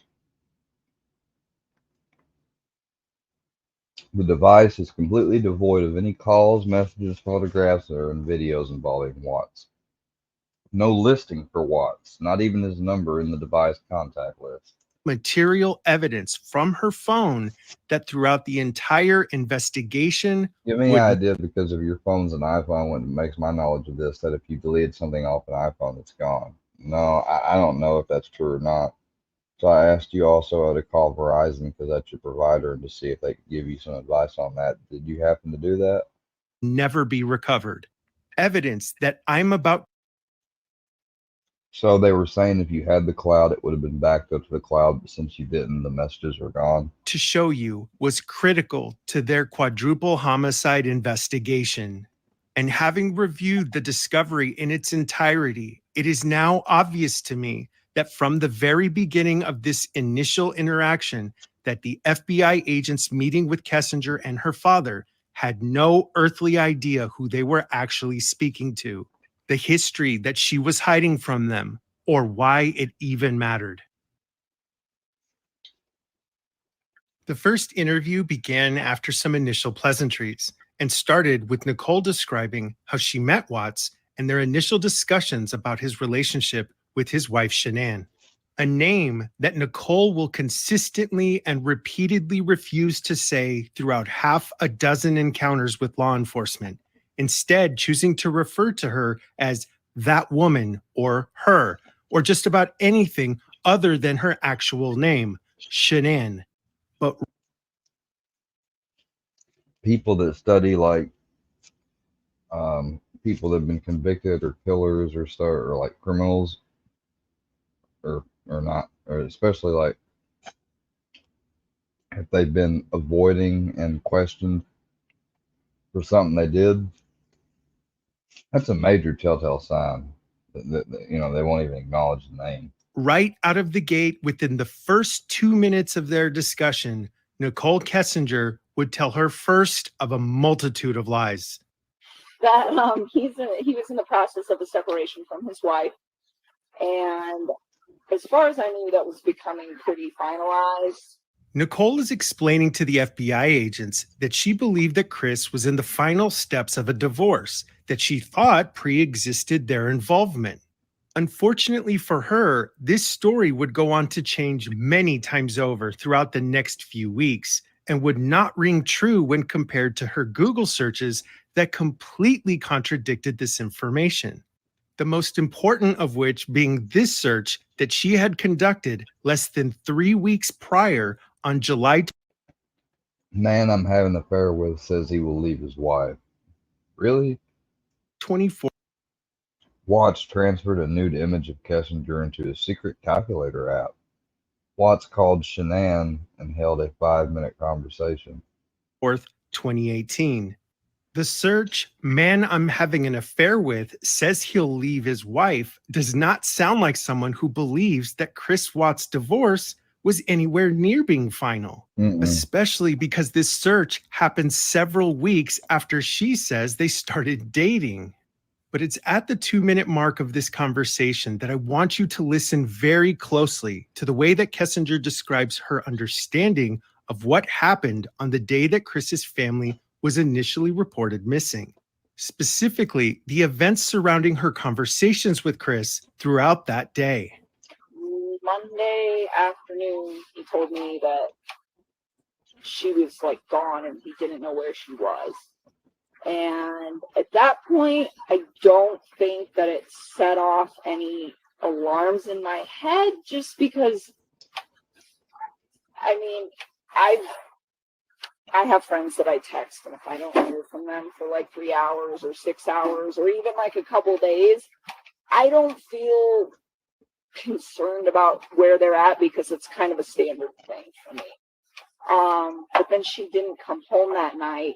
I was like, okay, well, maybe she'll come back. And I was kind of under the impression, since they're separating, that maybe she decided to take the kids.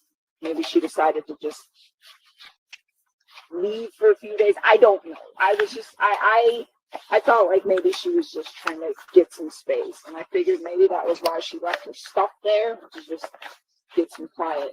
Now, as we've plainly heard, Nicole has characterized what she understood happened to What you Chris's family on the day that they were reported missing.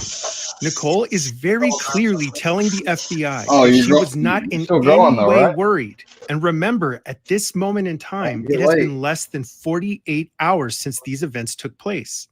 And we all just plainly heard Nicole tell the FBI agents that she wasn't alarmed concerning Shanann and the kids being missing on the 13th. She even explained that it's completely normal in her world for her friends and family to go hours or even days without communicating. There is absolutely nothing about her description of this entire day where she describes any concern, worry, fear, or alarm following Chris telling her that Shanann wasn't home. But you might be surprised to learn that exactly one day after this interview with the FBI, Nicole Kessinger will meet with an entirely different set of investigators, specifically CBI agent Kevin Kobach. And her story concerning the events of Monday, August the 13th will radically change once she learns that they are going to need her cell records. Now, initially, she repeats the claim that she wasn't really worried, parroting what she had said the day before. But I've noticed something now that I've studied Nicole Kessinger for the last month. She lies so often that she tends to forget her own lies and then goes on to completely contradict herself. But allow me to demonstrate. What were you thinking at that time? Down there wet or something. This was like What? on Monday. I mean, again, at that point, I was like, I still thought she left. I mean, this was all on Monday. Like, I legitimately thought this woman left the premises with her kids and just put them wanted on. nothing to do with Put it. them on. I'll make sure they get in the So dryer. his story was Are they ready? that she was Okay, I'll do it now. pregnant from another man, and maybe she took off for that guy, or I mean, he said several times, like, I think she just said that out of spite. okay. Like, he thought she was with one of her friends. So he held true to that story. Pretty much. She's just leaving and she's with a friend. That was kind of what he thought. And that's kind of what he had me believing. And at the time, I wasn't really alarmed because it'd been like a half a day. Sure. Okay, so this is more or less what she said the day before. But let's listen to what she says 13 minutes later. What did he Where? say? Something No, like, it was in there done. please just think of, and like I kept telling him Don't I worry was about it. I'll get scared. it I was really freaking scared. In fact, that's another thing I miss. I'm so tired. Monday night, like I called him back in the middle of the night because I could not sleep. I could not sleep at all. I'll do it. And I remember when I called him, he sounded like he was sleeping. And I was like, how the hell can you sleep right now? I think that's exactly what I said to him. And he was just like, I'm just kind of dozing off and on the couch. And I just remember thinking, like, I haven't shut safe. my eyes yet. And this is not even my family. And so that happened on Monday night. So I have a question. What in the world would she have to be scared of? She already said in this interview and in the interview the day prior that she wasn't worried or concerned at all. No. She even said that it didn't set off any alarms in her head. No. Now, I was willing to give her the benefit of the doubt, and I thought maybe she was confused or thinking about a different day until I learned what she said to Agent Kobach one day later during her third interview with law enforcement. well, all those phone calls at the very end of the night, that was me freaking out. Like, if you look at my text, a lot of that was like, I can't sleep, I'm really scared, where's your family? That was like me freaking out and him calling to like try to reassure me, or me calling him like, please talk to me, I'm super scared, where's your family? Like, those little ones at the very end of the night are me not being able to sleep and trying to get him to like talk to me about like, I got it. I guess making sure everything was okay. So those like real late ones, and that's why they're all kind of like sporadic. Cause I'd be up for like an hour, and then I'd fall asleep for like 15 minutes, and then I would like wake up and start stressing again and try to call him back. Like, so that's why there are these like little sporadic ones throughout the end of the night. But those two big ones. Now, if I had been on the call, I would have asked, what are you super scared of, Nicole? Why in the world would you be freaking out when you just told us multiple times over the last 2 days that you were not at all concerned, that you didn't think anything of it? And now all of a sudden, you were completely panicked, freaking out, unable to sleep, and demanding that Chris calm you down. You were never previously concerned about his family being gone at any of the other times they weren't at his house. So why now? Especially when you consider that you have already told us that you weren't concerned. Nicole, your story doesn't make any sense. But I couldn't help but notice that during this third interview, before Nicole starts talking about how panicked and freaked out she was, that Agent Kobach brings up her phone records that law enforcement had just received by warrant. And Agent Kobach begins to tell Nicole that the records show that she spoke with Chris on Monday night for over 2 hours. So he asks her the logical question, what were they talking about? And despite her best efforts, she cannot seem to provide an answer that makes any sense whatsoever. She recalls that they talked about his kids' dirty bed sheets.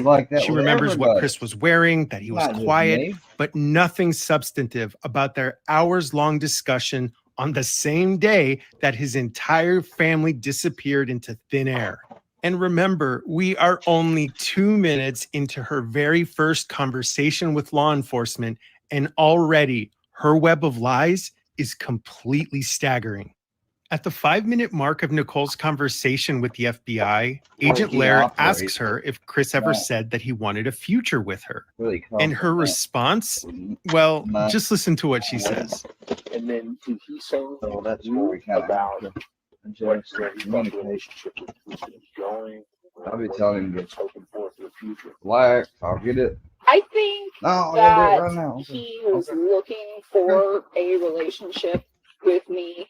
But I knew that he was in the process of a separation. So to me, I was kind of having You a hard didn't time know with that, where shit. it's like, You just know what he told because you. he told me, "Oh, we're putting a house up for sale. We're putting a Remember house up for Dr. sale." Phil did a thing on her and he was like, one of the text And I told messages him, like, I'm not Chris had comfortable called her my sexy empanada. with What? considering my significant other and vice versa, while you The book are says some shit like that. I don't even know what that still, even means, really. like, I have to look in it the up. midst of a divorce. It is hysterical the way she downplays the seriousness of her relationship with Chris Watts, which, by the way, she will later amend multiple times over to include all kinds of information that she is going to conveniently leave out during these first few interactions with law enforcement. And I suppose it's a coincidence that she's only vague about the relationship until she's essentially forced to provide them her cell phone records. And just wait till we start talking about the nightmare that is her cell phone records. But let me be clear, Can this police woman look who is up going to text downplay the messages? gravity and intimacy of their relationship Deleted is the text same woman who within the first That was few one weeks of of their her fucking relationship searches. told Chris that she wanted to give him his first One son, of her a woman who would spend 2 entire hours on August the 4th searching Google for wedding dresses, who then just 4 days later went back to Google and searched marrying your mistress. Oh, and this is the same person who on the 14th of July, after going to Chris's house and seeing pictures of Shanann, him and the girls, became so angry and upset that she stormed out of his house, went into her vehicle, and threw a complete tantrum. A fight where she would essentially tell Chris that he needed to choose between her or Shanann. The following is from the typed excerpt that Nicole Kessinger provided to law enforcement on September 4th, 2018. Quote, I told him that I didn't think it was fair to Shanann or to me that he was trying to live two lives by being in a relationship with both of us at the same time. A conversation that we are supposed to believe was coincidentally just weeks before Chris would take out his Shit, Nicole, you need to hit up and hear about old Lord Luda and the wonderful ways of swinging. His entire family, and in his own words, did so just so that he could be with Nicole. The difference between what she told the FBI and the actual truth is vast. And just listen to what she says 15 minutes later in the very first conversation that she had with the FBI when Agent Lair inquires further about her relationship with Chris. Were you in love with him? I think it could have gotten there had things played out like. Oh, you were definitely in love with him. A decent You gave him that These brown eye. contradictions cannot be Yeah, reconciled. nasty. And from my perspective, it looks like she intentionally misled investigators through every single interaction she had with them. Town. Now, you might be tempted to think, well, this was her first All right, I'll interview with stop law doing enforcement, fucking, and maybe she didn't really want to tell them how dark serious it humor. was. I mean, her father was standing right there. I just can't But stand it. let me I be think clear, she I have did know forensically something. studied I think every single at the statement very that Nicole least, Kessinger fucking ever uttered. talked him And her into it or deception something, and lies maybe. You continues never know. all the way until the very last encounter with law enforcement. And the number of times that she demonstrably lies to law enforcement is absolutely staggering. But just in case you aren't yet convinced that she may have And then she should have very least been charged with obstruction, because if you lie to the cops, they view that as obstructing them. something to hide, keep watching, because I'm just getting Hell, started. that's what the fucking definition So when says. we spent time together, I didn't really like go to his house. Like, we would spend time at my house. Of course not. Why would you want to go Just to a house 7 with a minutes and woman, bunch 22 of other seconds women into stuck her in it? first conversation with law enforcement, and You know Nicole what? But I Kessinger bet that's a lie tells them too. that she because, didn't I mean, she did say that she went to the house, saw all the pictures, everything, got upset, went out to her car. I think that ain't the only time she was there too. I bet you they probably met up there and fucked at least once. really go Just off convenience. to Chris's house. And I'm sure by now you probably already know that that's a complete lie. And interestingly enough, Yep. 22 minutes into this same conversation, Agent Lair directly asks Nicole. Were you ever at his house? Once. Okay. Now, it's Once. very important to remember that this conversation is happening on August 15, 2018. But the following day, after Nicole is told that they are going to need her cell phone records, she admits that she went to his house twice, on the 4th and on the 14th of Twice. July.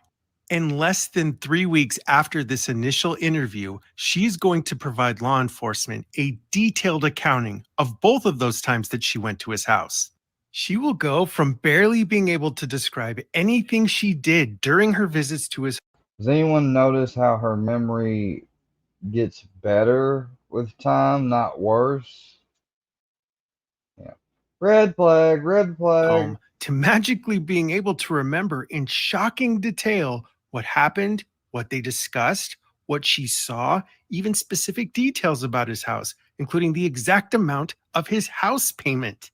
She'll even go on to regale them about intimate details concerning their sex life, arguments they had. Last time he and Issa had sex, but it told me on an earlier date. Not been intimate.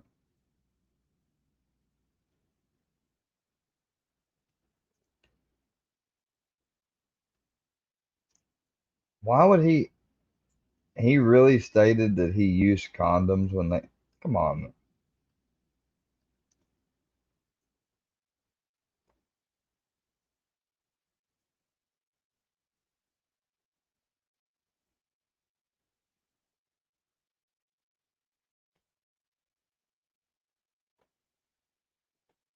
When was the last time he was intimate? He used protection. Why would he use protection? He said no.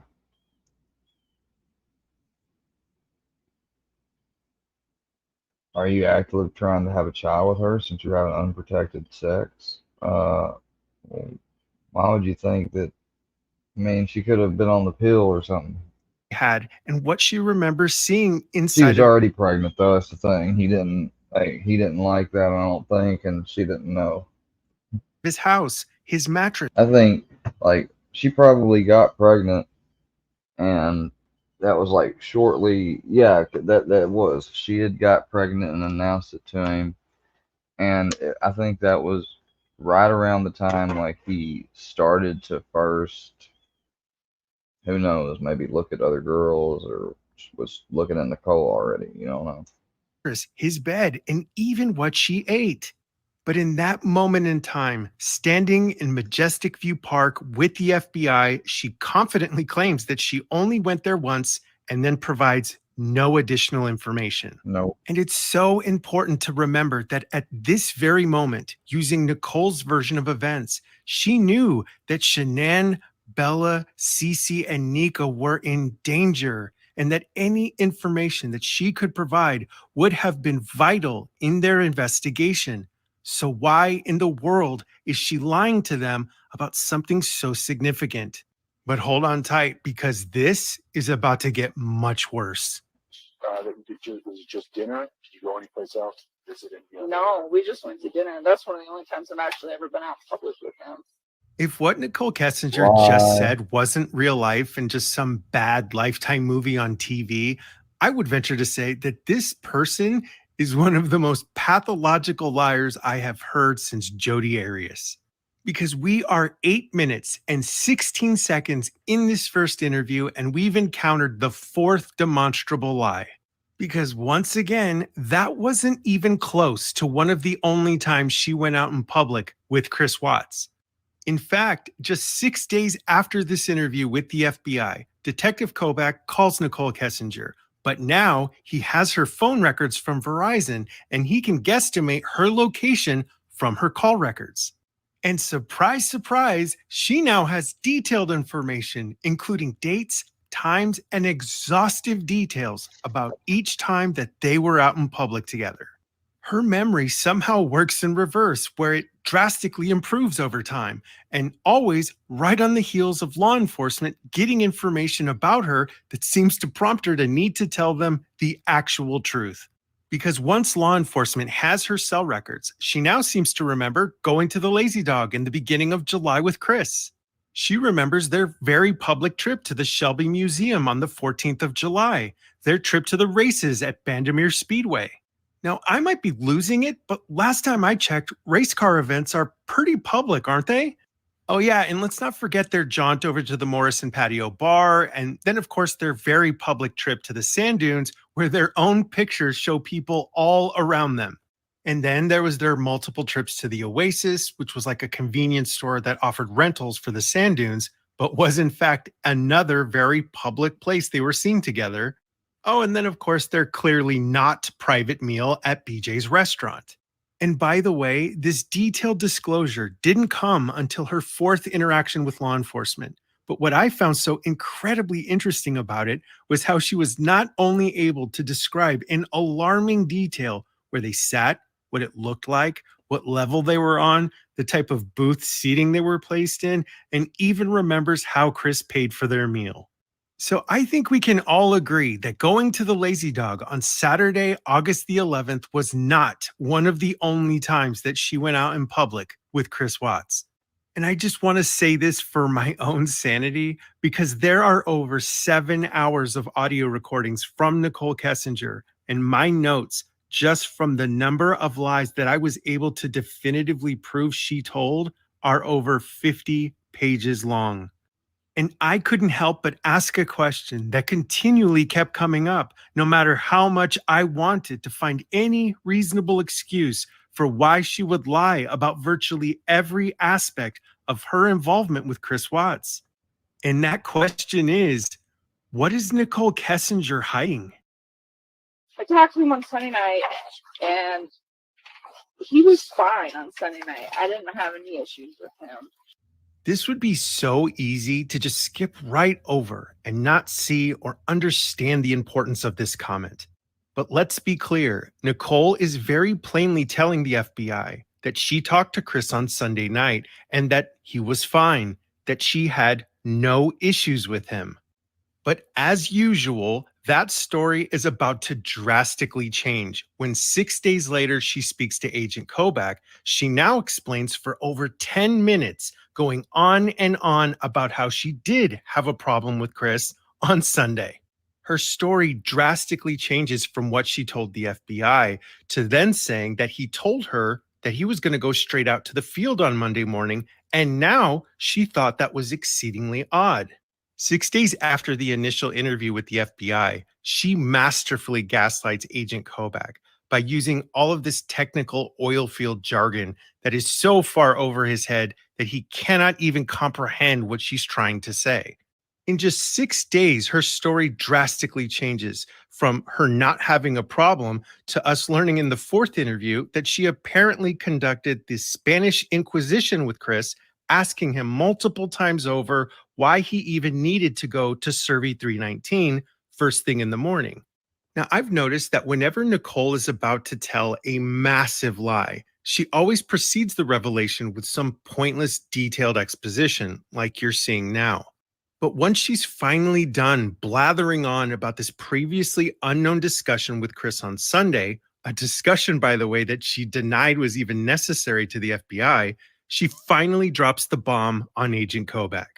After she's completed her very effective gaslighting campaign, we learn that Nicole Kessinger texted Chris Watts on the same day that he disposed of his entire family at Survey 319 and asked him to send her a picture of the site, proving that he was there.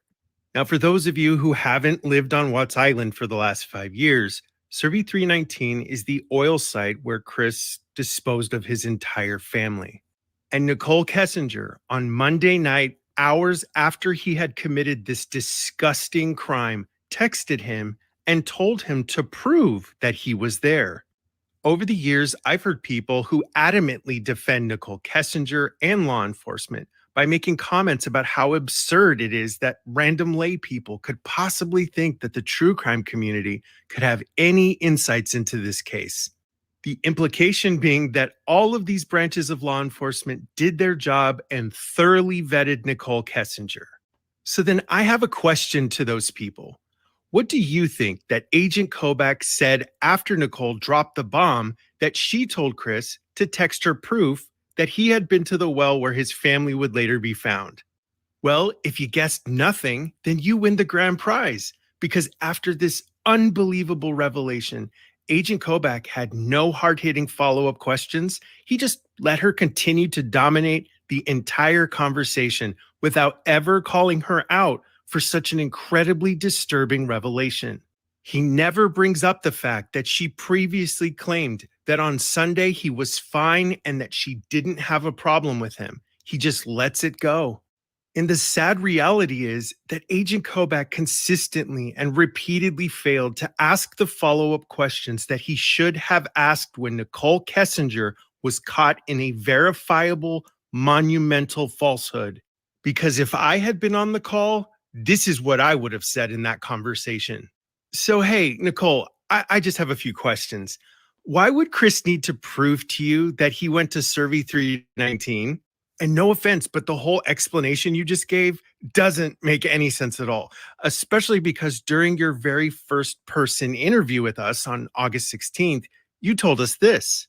He's like, so I won't see you, I'm going to the field, which is not an uncommon thing for the ops guys to like just go straight to the field. Like it happens. Like typically they go to the office, I would say like 3 or 4 days a week, but there are days where him and his other team members are not there. Or like I'll get in there and some days the cafeteria is packed and they're all there. So it didn't cause you any concern that he's No. like, I'm going to the field on Monday, I won't see you.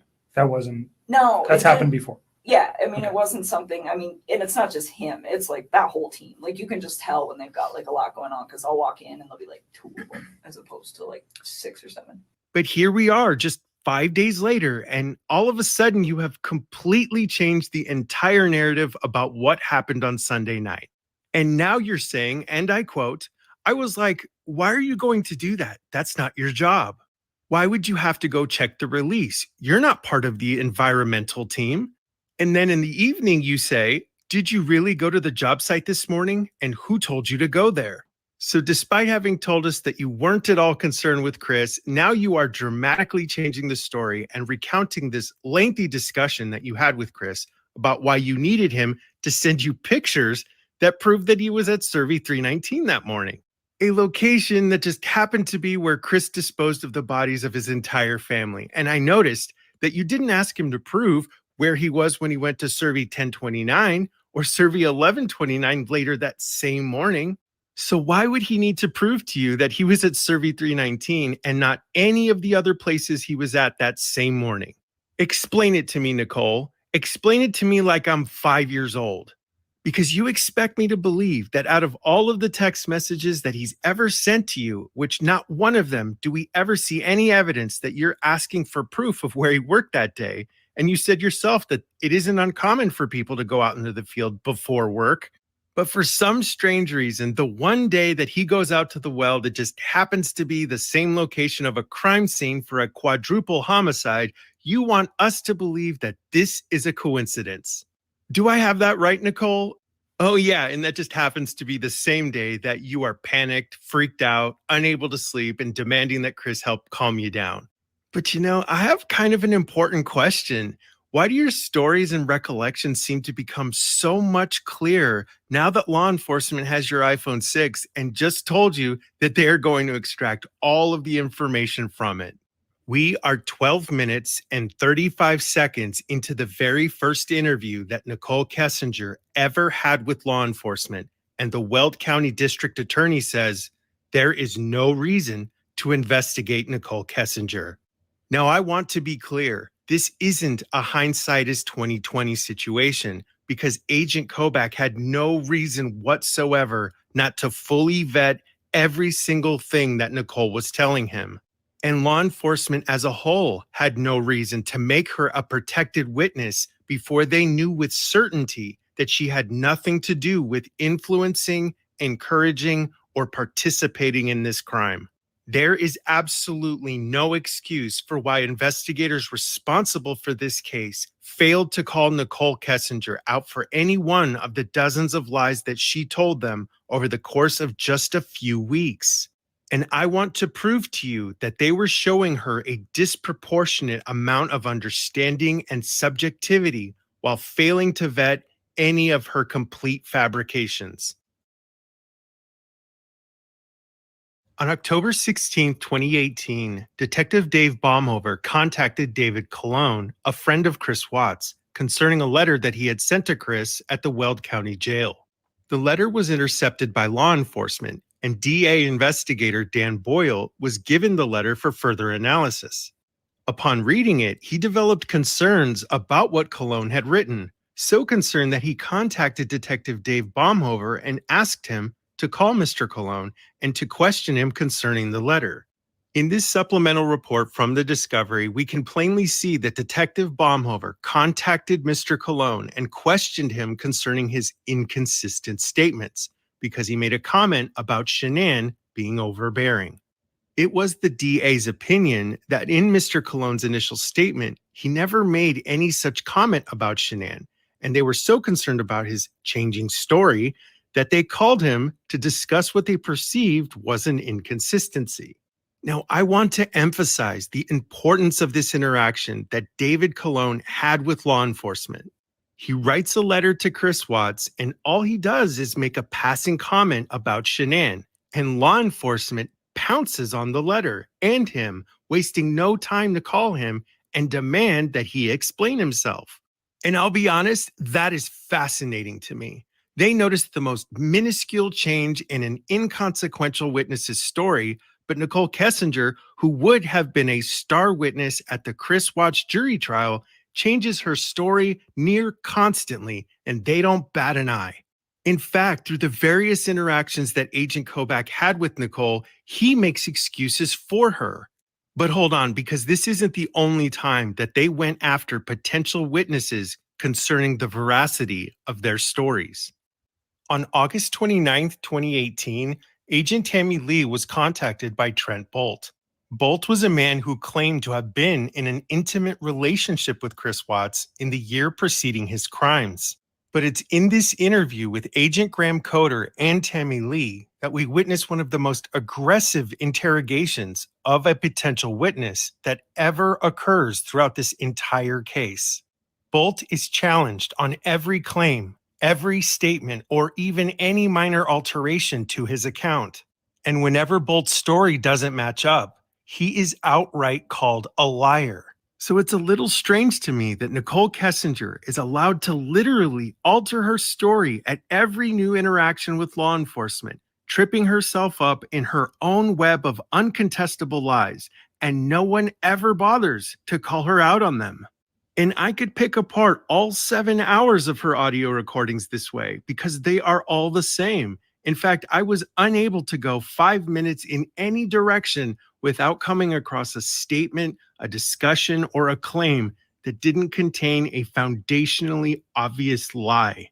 And if that isn't extremely concerning to you, do me a favor, start this video over because I don't think you've been paying attention. But let's continue. He texted me and told me something along the lines of like, my wife and my kids aren't home. And I was just like, okay. And then that was on Monday. It was on Monday. You know what time it was? Honestly, I'm kind of upset with him right now. Just disappointed with him. So Did you catch that? Nicole realizes that she can't answer FBI agent Lair's question because she has already deleted all of her text messages. And she nearly blurts that out when she realizes how bad it's going to sound that in the first 13 minutes of their discussion that she's already admitting to destroying material evidence in a quadruple homicide. So she pivots the conversation to say that she's upset with Chris, which has absolutely nothing to do with the question that she was just asked. But she's bringing it up because of the fact that her supposed anger with him will become the foundation of her laughable excuse for why she deleted everything off of her phone. Honestly, how did anyone ever buy this BS? Because the sad reality of this investigation is that no one in law enforcement ever gave her any considerable pushback concerning her choice to destroy material evidence.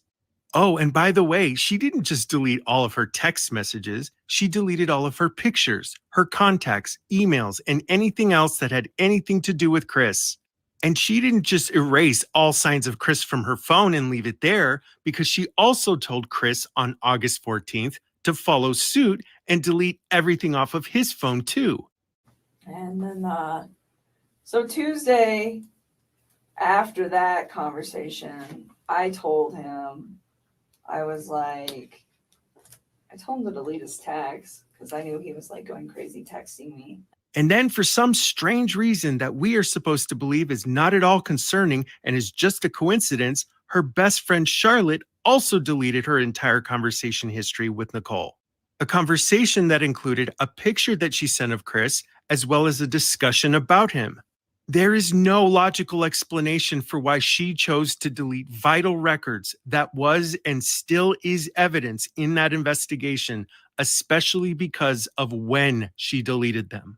On August 14th, 2018, Nicole was already well aware of law enforcement's investigation into what was a direly urgent missing persons case at that moment in time. Chris had already informed Nicole that his entire family was gone. She knew that she had important evidence from him on her phone that would show detailed information about his whereabouts that morning, especially in light of the Prove It text messages and screenshots he sent from Survey 319 on Monday night.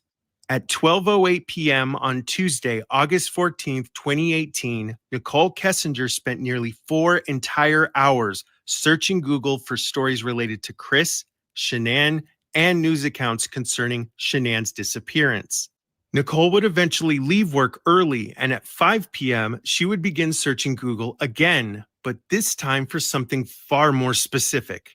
This just happens to be the same day that Nicole deletes all of her cell phone records, text messages, and pictures related to Chris, and then tries to destroy her SIM card.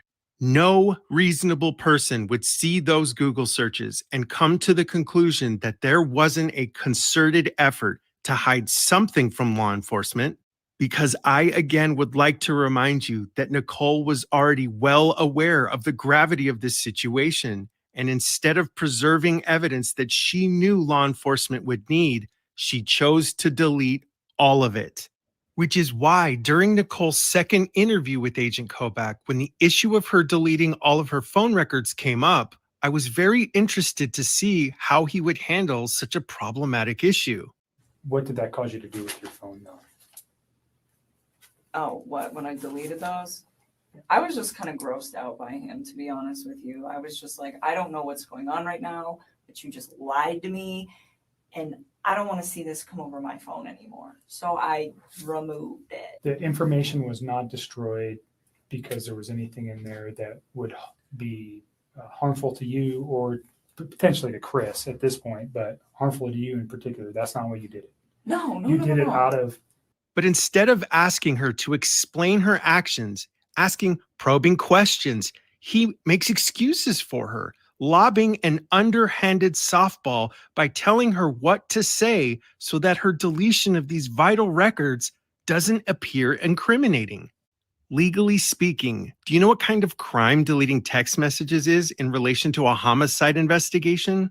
It's called obstruction of justice. It's called destruction of evidence, all of which are crimes. And yet, for some reason, from the moment that Nicole Kessinger contacted law enforcement, they considered her a protected witness long before they knew if she had any involvement in the crime.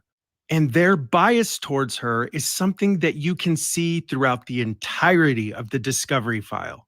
And evidence of that bias is everywhere, even in their own narrative that you can see within the court-ordered records requests. Part of the legal process whenever law enforcement needs to obtain records from a cell phone provider is to issue a court-ordered request for production of records. The request itself is often an affidavit that outlines the legal basis for why the court order was granted by a municipal judge. And in their affidavit is a foundational lie that I simply cannot wrap my mind around. As you can see in their court order request for records, law enforcement is providing the cell phone company their affidavit and description of the events. Now pause the video, and in the comments section, you tell me what's wrong with this sentence. Quote, "The affair was only discovered after Kessinger contacted your affiant, stating that she had information regarding this investigation." Unquote. Did you catch it? Do you remember what we covered earlier in this video? Because on August 15th, 2018, law enforcement was contacted by Anadarko's security manager, Tony Husky, at 5 a.m. to inform them of the relationship between Chris Watts and Nicole Kessinger. Now, over the years, I've worked for several major corporations, and typically when your company has notified law enforcement of your casual connection to a major crime, the internal HR, legal department, or some other agent of the company will contact you to tell you what has transpired. Because wouldn't you know it, several hours after Tony Husky contacted law enforcement, Nicole Kessinger would reach out to law enforcement for the very first time. So the affair wasn't at all only discovered when she contacted them. So their entire narrative is based in a foundational misrepresentation of the facts.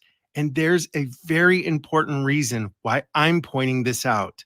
Because throughout this entire discovery packet, all I see is law enforcement, and especially Agent Kobach, doing virtually everything in their power to ignore the innumerable times that she misled them, objectively lied to them, and then they make excuses for her despite the credible reasons that they had to investigate her as a viable suspect. But there is still something very important that we need to discuss concerning Nicole Kessinger's questionable relationship to this crime and just how much law enforcement knew or should have known that there was a problem. On October 30th, 2018, Detective Michael Prill sent his infamous supplemental narrative that included a detailed report of the forensic data that they had extracted from Chris, Shanann, and Nicole's cell phones. The report was sent to the Weld County District Attorney's Office, and within that forensic analysis of the data was important information that has often been completely overlooked. In the report, he explains that during his review of the data extracted from Chris, Shanann, and Nicole's cell phones, that he learned vital information. Quote, Northern Colorado Forensic Laboratory did not possess the technology needed to perform physical data extractions from Apple devices. The extracted data is not inclusive of all data stored amongst the assorted applications within a given device. Unquote. Allow me to explain how important that statement is to this case.